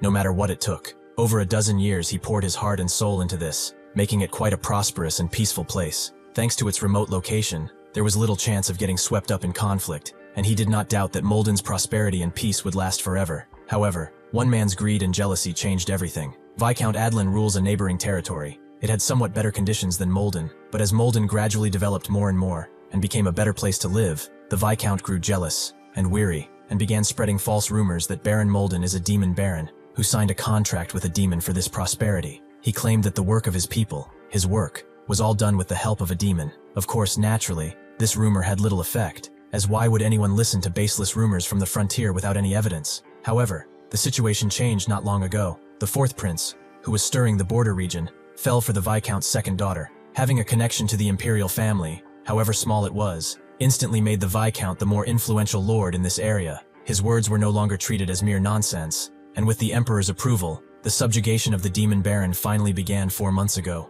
Using that false justification as an excuse, they've been surrounded by 400 soldiers like this. He could no longer watch the people of Molden suffer, so he intended to sacrifice his life and just end it all. Khadim finds it strange. A siege for 4 months? In 4 months, the situation in Molden has deteriorated to the point where the Lord has to starve. How can they feed on it? A deployment force of 400 for 4 months without any gains. The Baron wondered this too. Perhaps the Imperial Army has been secretly helping them. Now he has told them everything about the situation, so he wants to know about theirs. Who are they? And what reason could be compelling enough for them to break through Adlan's camp and get here? Khadim explains that he came here because there is something he is looking for in Molden. Is there, by any chance, a fist-shaped rock in the exact center of the castle? The Baron is confused as to how he knows about that. There is indeed such a rock in the castle's basement. Khadim gets up and asks him to take him there. He will leave quietly once his business is done, as he has no other purpose here. The Baron refuses. That's impossible. Entry to the basement is forbidden. Khadim asks for the reason, but the Baron refuses to tell that to an outsider, which is unfortunate, as he must follow his family's rules. Khadim is getting increasingly annoyed, and Duncan feels the atmosphere shift to think that a Baron who has been so friendly up until now would be so firm. The two men stare each other down, both not willing to let up.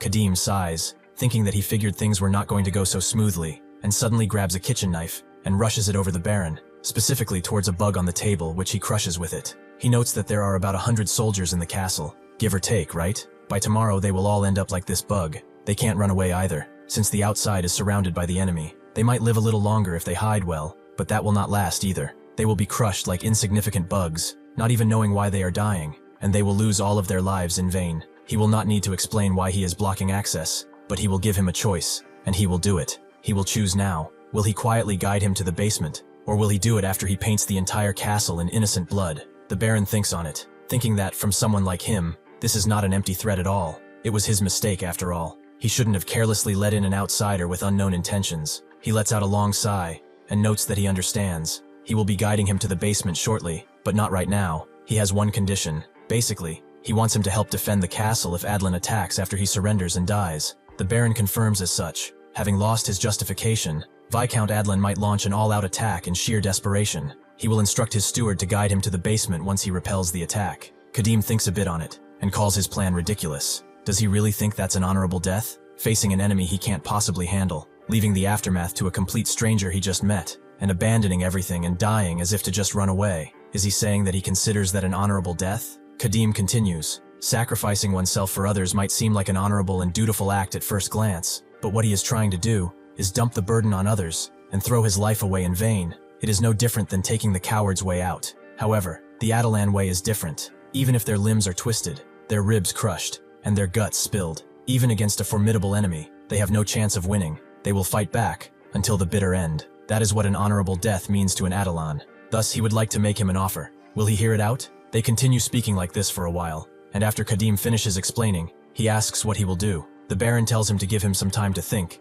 and wait in the guest room in the inner castle, as he will be giving him an answer shortly. With that, they are guided to the guest room, and after entering, Khadim tells Duncan to take the bed and rest. He puts his sword down, and sits on the sofa nearby. Duncan relaxes until he sits down and asks about that offer he made. Does he really think the Baron will accept it? Khadim notes that it's not a losing deal for him, and it's not like he has any other choice at this point. Duncan really thought things were going to go south for a moment there. For that Baron, who has been so accommodating, to suddenly be so firm, it was strange. He didn't seem like the type of person to refuse a guest request without a good reason, so why was he so stubbornly trying to block access to the basement? Khadim tells him that if he thinks a bit, the reason is pretty obvious, as Duncan wonders what that could mean. Suddenly, the door swings open and the Baron comes inside. Khadim smiles a bit. He made his choice sooner than expected, so what is his answer? The Baron just nods, and Khadim tells him to get ready. That night, as the moon hovers over the castle and the guards are continuing to keep watch, they suddenly hear a rustling right next to them, and immediately point their spears, demanding that the people who came identify themselves. It's actually the Baron and Khadim,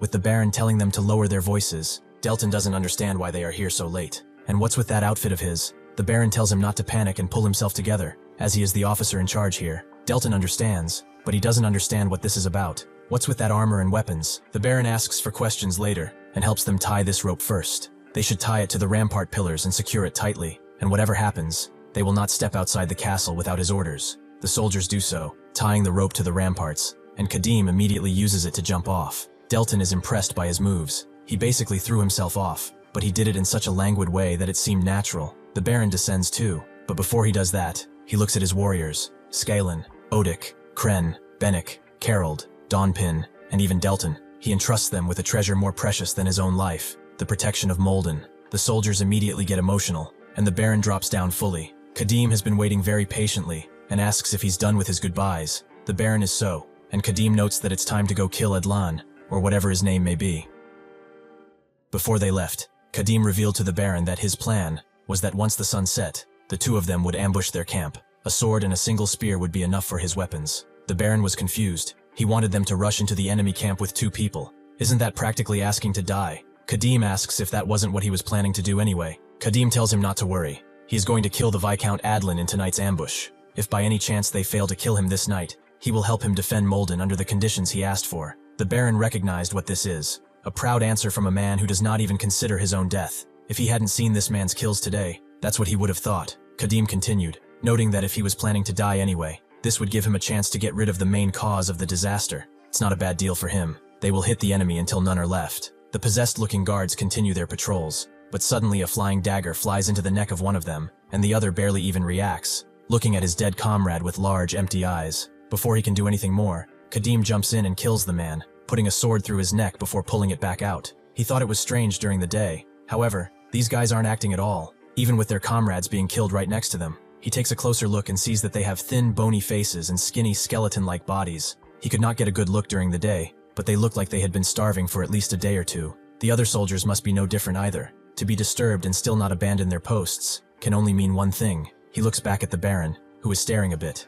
But Khadim then turns his face to the objective, and knows that they should go into the camp already. Once they do, they are met by the hollow guards, who are just trudging along like zombies. The Baron is confused. What is this? How can the soldiers be awake in the middle of the night, walking around the barracks without even taking off their armor? Suddenly one of the hollow soldiers notices them, and they slowly all turn their heads, growling like mindless beasts. Khadim tells the Baron that he should stay here and kill as many soldiers as he can. He will go deeper into the camp and look around. The Baron asks what he will look for, and Khadim thought it was obvious. He will be looking for Viscount Adlan.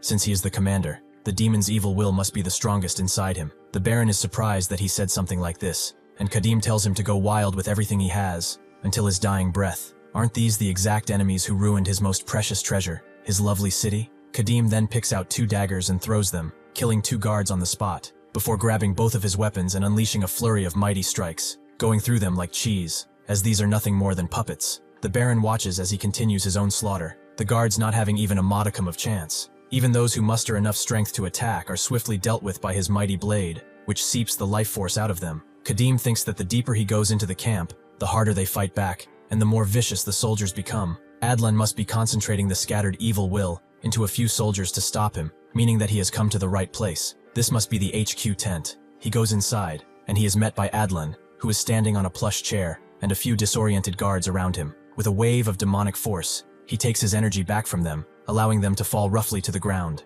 He then opens his eyes and tells Khadim that he did well to come this far, but he is still a shameless wild dog of the wastelands. Khadim smiles. This is rather interesting. Even in his first playthrough, he only got to cut down just a couple of these creatures. A possessed one, eh? Looks like he found a rarity, but he is not mad about it at all. The possessed one is surprised that he is laughing. He knows he takes pride in that insignificant strength of his. However, compared to his mighty authority, his strength is nothing more than a mere trick. He is willing to give him one final warning. He should leave, and not touch Molden, the Baron, or his prey. This place is an orchard that he has cultivated for eons, just waiting for the fruits to finally ripen to its sweetest point. Now that the moment to savor the harvest is at hand, does he really think a stray dog like him waltzing in here will actually stop him? Khadim steps forward and puts his blades more firmly in his hands, noting that he sure talks a lot. The possessed one thinks that he is refusing to step back. It seems that he has truly decided to throw his life away, hasn't he? Suddenly he lets out all his aura, and tells him to say goodbye to his pathetic ego. From this moment on, the true master of that weak flesh of his will be him.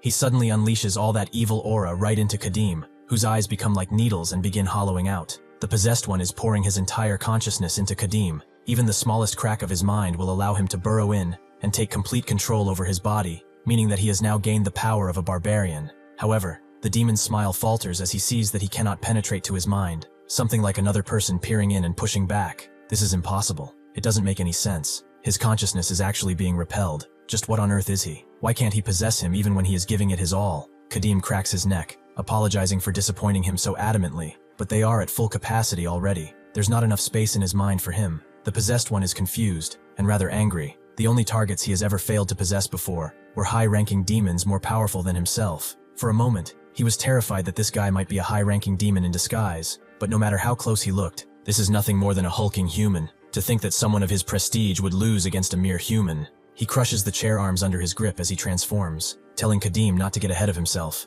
He is still a stray dog. If he cannot take his body and have it for himself, then he will crush it. He begins transforming slowly but surely, showing his true form and also his weaknesses. Suddenly he grabs a morning star and hurls it at Khadim, who manages to deflect the strike, but he gets pushed back slightly, and the axe he was given breaks as a result of this strike. He is extremely annoyed by this, but he doesn't have much time, as the possessed one lunges in again, forcing him to dodge this strike too, which almost breaks the entire tent. The possessed one is pleased. He acted so confidently, talking all that talk, yet all he can do now is stick his tail between his legs and run. He is a truly pathetic, miserable stray dog. Khadim doesn't even pay his taunt any mind, and thinks a bit about his situation. He has a mace that is the size of a human. Was it originally forced to be used by a man of this stature? A normal weapon won't be able to withstand the head-on collision right now, so there is only one thing left he can do. He looks back at the castle, and the possessed one guesses that he is looking for a place to hide. Unfortunately for him, he will not give him that chance. He managed to kill quite a few of his men, but he still has over 300 bodies he can use to stop him.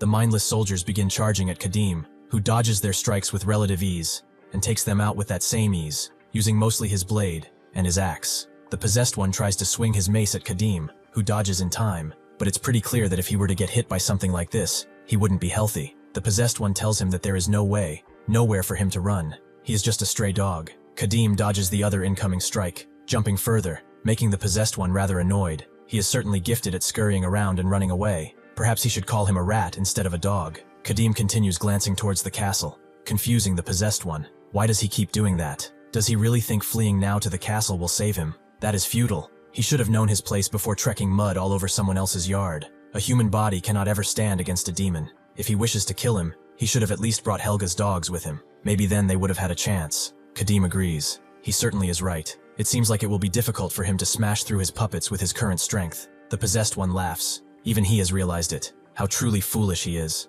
Khadim then turns it around though, asking about his real body. At the same time, Duncan peers over the wall, and Khadim continues speaking. When it comes to his true self, even a peddler who can't handle a single goblin could easily kill him, right? The possessed one finally realizes what happened, and feels his body being penetrated by something that feels eerily similar to a blade. He screams out, calling them all bastards, specifically him. He will rip them apart before they can do anything more. Khadim just laughs, as this is exactly the reaction that he wanted. In the past, as they walked together, Khadim told Duncan that the Baron was hiding a demon in the basement, surprising him. He was certain the Baron wouldn't let them go inside the basement because he was hiding some treasure or something down there. Khadim explained that, given the Baron's personality, he would have gladly handed over the treasure just out of gratitude for their help today. When a Baron who only values honor firmly refuses the request of a guest who has extended their hand like this, it usually implies he is hiding something. They eventually found a door leading to the basement, and now Duncan understood why he had given them the location so easily. It just had to be tightly locked with a ridiculously huge padlock, didn't it?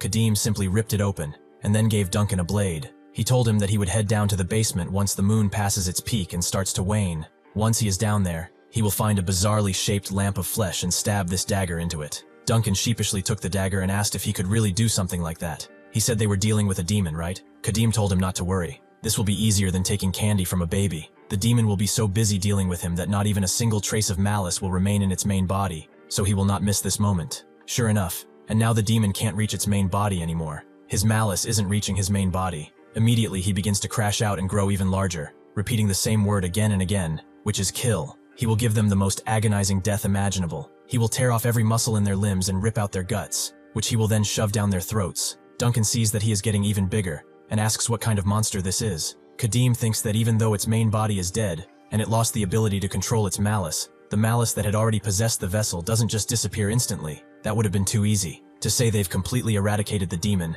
they have to destroy the flesh where the malice is trapped. The demon unleashes another deadly strike with the morning star, and Khadim dodges it and tries to hit him with the axe on the head, which now breaks completely. The demon laughs, calling him a fool. Does he really think a pathetic weapon like that would leave even a scratch? Something like that will not happen even in a million years. Khadim gets out of the way of another attack and looks at his broken axe, and the demon continues. Since it has come to this, he will slaughter every last one of them in Molden, until there are only bodies. However, He will not live to see it since he is going to die right here. Suddenly, though, Khadim calls out Duncan's name, who immediately agrees. The item he has asked for, he has brought it right here. He throws it pretty well for a normal human, but even so, he realizes that with his strength, no matter how hard he throws it, reaching him would be impossible. Khadim scoffs and thinks that Duncan shouldn't worry. If that really is a throwing axe made by dwarves, it will prove its worth on its own. Sure enough, the axe redirects itself in the air right into Khadim's arm and begins glowing a blue hue. Duncan is shocked. It accelerated on its own through empty air,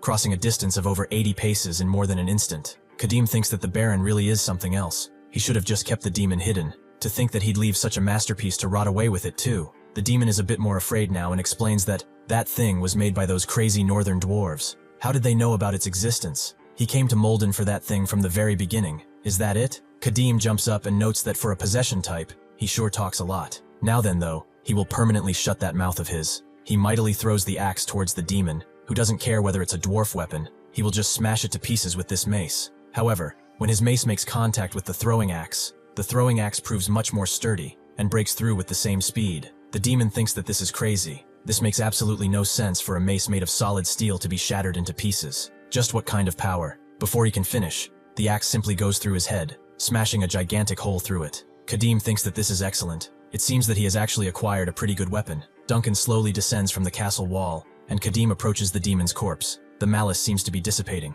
If the main body was still alive, killing a few vessels like this one wouldn't have done much of anything. On the other hand, even if the main body is dead, if the malice possessed them as deeply as it did this one, there is no other way to get rid of the malice except by killing them. Though suddenly, someone appears behind Khadim. Duncan quickly tells him to get out of the way. As Khadim does, he sees that he was attacked by none other than the Baron, who has a pretty languid expression on his face. The Baron slowly turns around. It seems that the demon has possessed him, wondering if he really thought this was over. How could he ever lose to a shameless wild dog like him?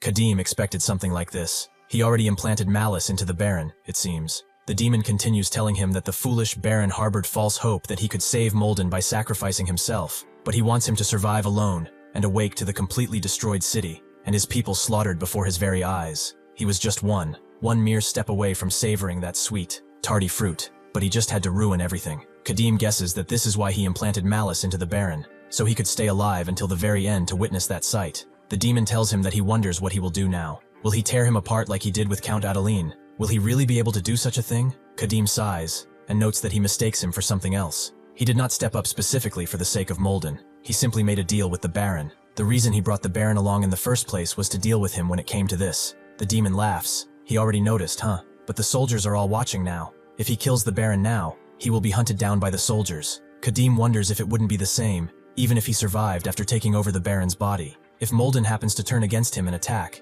he will just have to kill them all. The Baron laughs. He is prepared to massacre the entire city all by himself, huh? After everything he has seen, he knows it's no bluff. In that case, the Baron must die by his hands. He has nothing more than a fragment of malice that lost its original body. Even if he cannot destroy Molden himself, he can still savor the Baron's agony as he watches his soldiers die by his very hand. He charges in, and Khadim prepares to intercept him, but that's when the Baron stops himself and aims his own sword at his belly. He has regained some of his consciousness and tells the demon that he will not lay a finger on Molden. The demon is shocked. How on earth is he still conscious? Khadim is surprised too, and the Baron thrusts his sword into his own chest. The tip snaps, but he does not stop, and pushes his blade further right into his very own body, making dark blood pool on the ground. The guards watch this with shocked expressions, not knowing what the hell is going on, and the demon can't believe such a crazy bastard exists to stab himself like this. How on earth did he do that in a possessed state? With that, he dissipates, and Duncan asks if he is dead. Khadim says he is not yet at least, but to have such impressive strength to think he would pierce through his own armor. The Baron coughs, noting that it would have been impossible without the demon's power. Even this time, yet again, he relied on him. Khadim looks at him for a moment before putting his own blade in his hands and using the vampirism skill on it to give some life force to the Baron. The vampirism takes effect even when held by someone else. However, with a fatal wound like that, it will only delay death for a short while. He explains that when an ordinary person faces a demon, all of their noble will to live is shattered, leaving only bone-chilling fear and the desire to survive. But he did not give up until the end. He drove out the malice and chose mutual destruction instead. He should stop blaming himself. That kind of self-control is not something just anybody can ever achieve. The blood he gave him is a tribute to his iron will. Duncan is surprised. He thought Khadim saw humans as nothing more than just lumps of meat or something, but to think he could show this much respect. Khadim continues, noting that he cannot save him with this power, but he can at least lend him his ears until his very last breath. If he has any last words he wants to leave behind, he should speak them now, without regrets. The Baron tells him that this is an honor. To think such a great warrior like him would be the one by his side at the very end. But his last words are that he has nothing but complaints and regrets. He should have destroyed that demon the moment he found it. The demon proposed to him to make Molden the greatest city in the region. It whispered words to him. The price was just one thing: to cherish his people like his own children, and devote himself entirely to this land. It seemed like a strange condition for a demon, but after deep contemplation, he accepted, without even realizing it was the most fatal trap of them all. The demon kept its promise, and Molden prospered. He also did his best to keep his end of the bargain. It reached a point where his feelings, which were once pretense and just hypocrisy, eventually became genuine. He had truly come to love and cherish Molden and the people of it, but the deeper that love grew, the heavier his guilt and anxiety became, because none of it was truly his. It was all the demon's power. He lived in fear that it could all be taken from him on a whim, so he spent his days consumed by anxiety, and eventually that day came through Viscount Eden. Khadim now thinks that what the demon truly wanted was to savor his overwhelming pain and despair when he lost everything. The Baron continues, noting that Molden's revival, destroying the demon, and saving Molden in the end, none of it was his own power. He relied on someone else's strength right up until the very end. Khadim asks him, was it not his own will that drove out the demon's malice in the end? The Baron guesses so. If nothing else, at least he had that much. He managed to bring it to an end with his own strength, didn't he? He also tells him to tell Delpina these words, Tulip, he could not protect, and to tell everyone that he is sorry. With that, the Baron has passed away. Khadim looks at him with what might seem like, for the first time, a flickering sense of regret. Naturally, that very same morning, a funeral is held for the Baron. Delpina visibly shakes, and the soldiers watch their Baron with very heavy-hearted faces. The people all mourn, and even Khadim stands nearby, not joining the funeral, but simply being there. One of the soldiers looks at the demon's body, and another tells Delton that the majority of the soldiers' bodies have been moved to the burial grounds. All that is left now is to burn the lamp of flesh that the traveling merchant handed over, and the corpse of that monster. Anyway, what exactly happened here? To think that the monster fighting the barbarian was Viscount Eden. What about Eden's soldiers, who all died overnight? It was all a miracle they were even moving. They looked so emaciated they could barely be called human. And why did a baron choose to take his own life like that? Could all of this really be the work of a demon? The only one who knows the truth, the barbarian, is keeping his mouth shut tight. Delton would like to argue, but he was there on that night. When Khadim brought the Baron, he told them that the Baron fought the enemy until his very last breath. That is the only truth they need to know, so they should open the gates. The Baron is a man who truly deserves to sleep in the abyss of the treasures he loves most. Delton closes his eyes and notes that it's as that barbarian has said. The Baron fought the enemy until his very last breath, and he was someone who loved and cared for Molden the most out of everyone. From now on, they shall carry on his will and protect Molden, the Baron's most precious treasure. That's what this is. They should rather hurry up and clean up though. It will not do to have their savior's departure be messy, since this will be the Baroness's first new duty as Lord. Delpina approaches Khadim, and notes that they are deeply indebted to him. Even though they had no prior connection, he helped Molden, and fought against the enemy on behalf of her late husband. She thanks him from the bottom of her heart. Khadim tells her there is no need for further thanks. He has already received his payment from the Baron. Delpina looks at it, and notes that this is not enough. She has also prepared some gold coins and food. It is incredibly meager compared to what he has done, but he should accept it. Khadim shakes his head and tells them to put it away. More importantly, if they go a little west of here, there is a valley. It used to be the base of a bandit group. There should be quite a lot of food and supplies inside. He only took what he could carry and left the rest. They should bring it back and distribute it to the people. He has already dealt with the bandits, so it should be free. Delpina looks at him a bit slack-jawed, and then bows her head again. They already owe him a debt they could never repay, yet he makes even more moves like this. They will never forget this favor. From now on, his benefactors are Molden's benefactors, and his enemies are Molden's enemies. If he ever gets the chance, he should please come visit again. When he returns, they will welcome him with the utmost respect. Khadim turns around, not being able to promise that he'll be back, but who knows. Before he leaves though, he remembers something. Her name was Delpina, right? The Baron left a message for her. Tulip. He could not protect her, and he's sorry. Delpina knows exactly what this means, and she cannot contain her emotions any longer. Khadim also tells her that he faced an honorable death, showing enough strength to even best a demon, not as the demon Baron, but as the Lord of Molden. They can all be proud of him. As they walk away from the city, Duncan begins explaining all that he did, noting that he tiptoed closer, and there was this lump of flesh that looked like troll innards, and he stabbed it, but Khadim just tells him that this is enough, and asks if he brought what he asked for. Duncan hands it over, and Khadim pops the cork immediately. This is demon blood from a possession type. Its horn was finger-sized, so it must have been an intermediate evolving into a higher rank. Given the characteristics of a possession type, It probably gains buff-like immunity to various mental attacks and debuffs. However, it won't do anything against the most terrible debuff, that is madness. Once he finds Melissa at the Mage Tower, he needs to look for a solution to that madness. At least now he has obtained an incredibly great weapon. His reliance on demon blood should be decreased somewhat. Honestly, he's never seen a weapon of this caliber in his first playthrough, but not even in the game actually. The map clearly labeled it as an ancient treasure. If so, it must have been crafted long before his first playthrough, in the age of myth when humans, elves, and dwarves fought bitterly for supremacy over the continent. If this weapon was truly made in the ancient dwarf kingdom of that era, it has to be at least a unique tier. But why was such a treasure hidden in such a place? Duncan immediately begins explaining, wondering if there was anything strange when he bought the axe. He thinks there might have been some kind of faint white symbol drawn on the chest the axe was in, but it was so dark he could not see clearly. Khadim thinks that's a pretty concerning clue, but he cannot go back to Molden just to check one thing. Besides, he left a pretty long trail of blood this far. If anyone is tracking him, they should find him pretty soon. The most likely pursuers now would be the Holy Knights of Helga. The lowest ranking paladin won't be an issue. Even the rank above them isn't hard to manage as long as he has demon blood. The real problem is the Order's high-ranking Holy Knights, the Arch-Paladin. He sneers slightly, as they sure bring back bitter memories, those bastards. Helia continues her march, telling Eden to stop being so slow. Does he plan to make her wait? Eden apologizes, and she calls him pathetic, but eventually they arrive at Molden, the same place that Khadim and Duncan have just left. As he continues walking, Duncan tells Khadim not to go that way. What is he supposed to do if he just suddenly goes so fast by himself? If he keeps going that way, he will end up on the road right next to the border guard post. They should instead turn back here and take that side path over there. Khadim subconsciously quickened his pace. Between the anxiety that the Holy Knights might be chasing after him and those old memories surfacing, he got a little impatient. He understands and begins walking again. Duncan remembers what Khadim did and gathers up the courage to ask something, but then immediately loses it as Khadim glares at him, saying that it's nothing.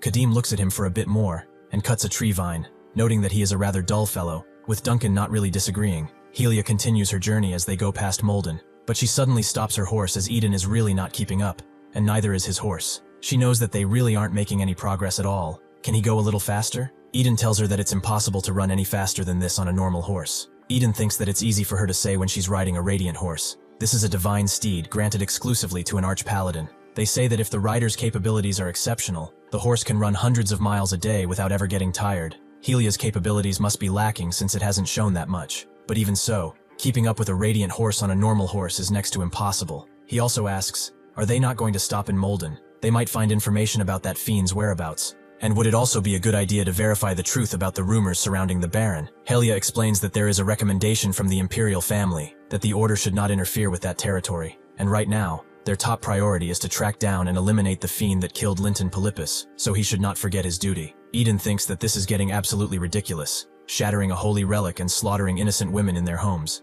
Are those truly the missions and duties of a holy knight? The things she did? Helia thinks that this is not going to work, and thinks that, judging by the route, that fiend's destination is the Alliance territory. At this slow pace, that bastard or fiend will end up crossing the border, so she will go ahead and chase after him first. He should follow behind and look carefully to make sure they have not missed any tracks. With that, she just leaves at a pretty fast gallop, leaving Eden completely behind. He screams out in frustration, but then calms himself. He was so agitated that he unintentionally used profane words. He asks forgiveness for Helga, but why is she so unfair to grant such mighty power and outstanding blessings to someone so flawed rather than a faithful believer? Oh, he is having profane thoughts because Helga wields it, right? He gets off his horse and notes that the will of God is more profound than the deepest abyss. A mere human, no more than a worm, dare not fathom it. Suddenly, though, he sees a bunch of tracks. Huge footprints. Definitely the footprints of the fiend they've been chasing. But the direction has turned. He always erases his footprints at crossroads, making it hard to follow his tracks. But to be this careless now, there are also unnaturally scattered branches and vines, uniform and sharply cut surfaces. He stables his horse, and then grabs both his shield and weapon and goes through the path he has just found. He goes deeper than he wants to, but still, instead of the path ending, the forest is only getting thicker. Was there such a large and vast forest around here? Where does it lead? The border, maybe? That bastard fiend. How did he know to take a side path like this? Suddenly, though, he hears something. It's Duncan, who notes that it seems like, since fewer people passed through here, the brush has grown too much and blocked it. Whichever path they take, they will eventually meet up, so they should go this way. Before Khadim can answer, Eden looks at him, thinking that he has finally found him. He looks exactly like the holy relic showed. It's the barbarian they've been searching for, a being that caused the holy relic to shatter and reflect him when it said it wouldn't shatter, unless it reflected a great demon. Can he really subdue him? No, wait. He has done his part just by finding him. That success-crazed woman can take care of the rest. It seems that the agonizing game of hide-and-seek is finally over. Now all he needs to do is regroup with Helia to report it. Suddenly, a branch taps on his armor,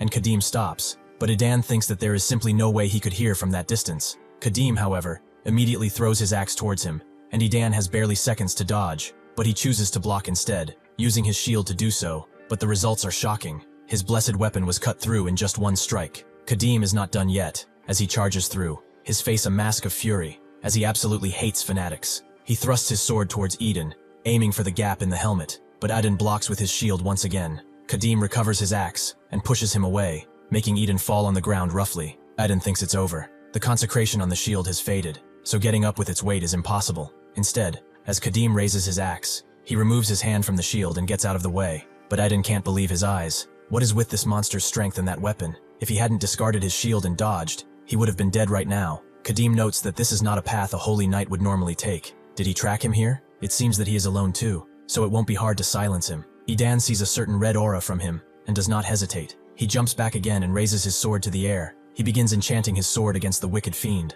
but Khadim just throws his axe at him again, forcing him to dodge, and shattering the tree behind him. Khadim wonders why he thought he would let him cast peacefully, and tells Duncan to go ahead and grab his axe. Eden scoffs. He didn't receive the blessing. He interrupted the incantation just before he could finish it. Khadim rushes in again with his blade, and Eden expertly dodges and blocks it, but he cannot hold steady and continues quivering against Khadim's strength. He thinks that if he had not had this set of armor, he would have been knocked out instantly. Khadim throws him away, and immediately aims for an opening in his armor, but Idan immediately puts his hand back, blocking the strike with his shoulder. He is impressed too. He broke his stance and aimed for the gap in his armor. This is driving him crazy. He isn't just mindlessly strong, he is also experienced. Khadim continues his assault, flourishing with his weapon left and right, and Idan is getting slower and slower with every block. His fists are shattering, and his joints are snapping. The power is one thing, but his strikes are so erratic. He cannot predict his sword path. It's like he's fighting a monster that is disguised as a human. Eventually, Khadim puts his weapon to the ground and grabs his wrist before putting his sword into one of the openings, and tilting his sword right into his wound, making Eden's sword arm completely useless as he grabs it. Khadim thinks that, judging by his skills alone, he cannot be an arch-paladin. He is worse than a spearman kid he met on the first day. Eden scoffs. It's infuriating, but with his right arm gone, he can't fight anymore. If that is the case, he has to do something else. He grabs the sword with his other hand and throws it before running away. At the same time, Duncan brings the axe, so Khadim grabs it, ready to do what he intends to do. Idan continues to run, and throws all of his armor off, including his chest plate and everything. He is almost there. If he can just get out of here as fast as he can, and reach the horse, he'll be able to tell Helia about all of this. However, that's when he hears a swish behind him, and understands that his life is no longer his. The axe hits him roughly, and he ends up with his back against a tree. Khadim tells him that this time, he'd better answer his questions properly. Are there other holy knights who came with him? Eden tells him that he has nothing to tell to a fiend. He should just kill him already. In response, Khadim raises his axe slightly, and puts it in the wound he just opened, moving it to Persephone. Enhance the pain. He wonders why he should just kill him. Keeping him alive will be a much more painful experience after all. He takes his axe out after a while, and notes that he will ask one more time, are there any other holy knights with him? Duncan is surprised. There are real holy knights of Helga tracking them. Even so, isn't this a bit much? Idan, still defiant as ever, simply forces himself to bite his own tongue and spit it out, with Duncan not being able to watch any further. Khadim looks at him as he breathes roughly, thinking that this was a pointless struggle. As long as he can still blink, interrogation is more than possible. From now on, he will blink twice if he is right, and give one long wink if he is wrong. If he does not respond, this axe will go into his shoulder. He should think carefully about what he does next if he wants the pain to end as quickly as possible. He begins asking things like if there are other holy knights with him, which he confirms. If that holy knight is an arch-paladin, and if an arch-paladin is on the move, then the orders must have come from above, an archbishop, which he agrees with.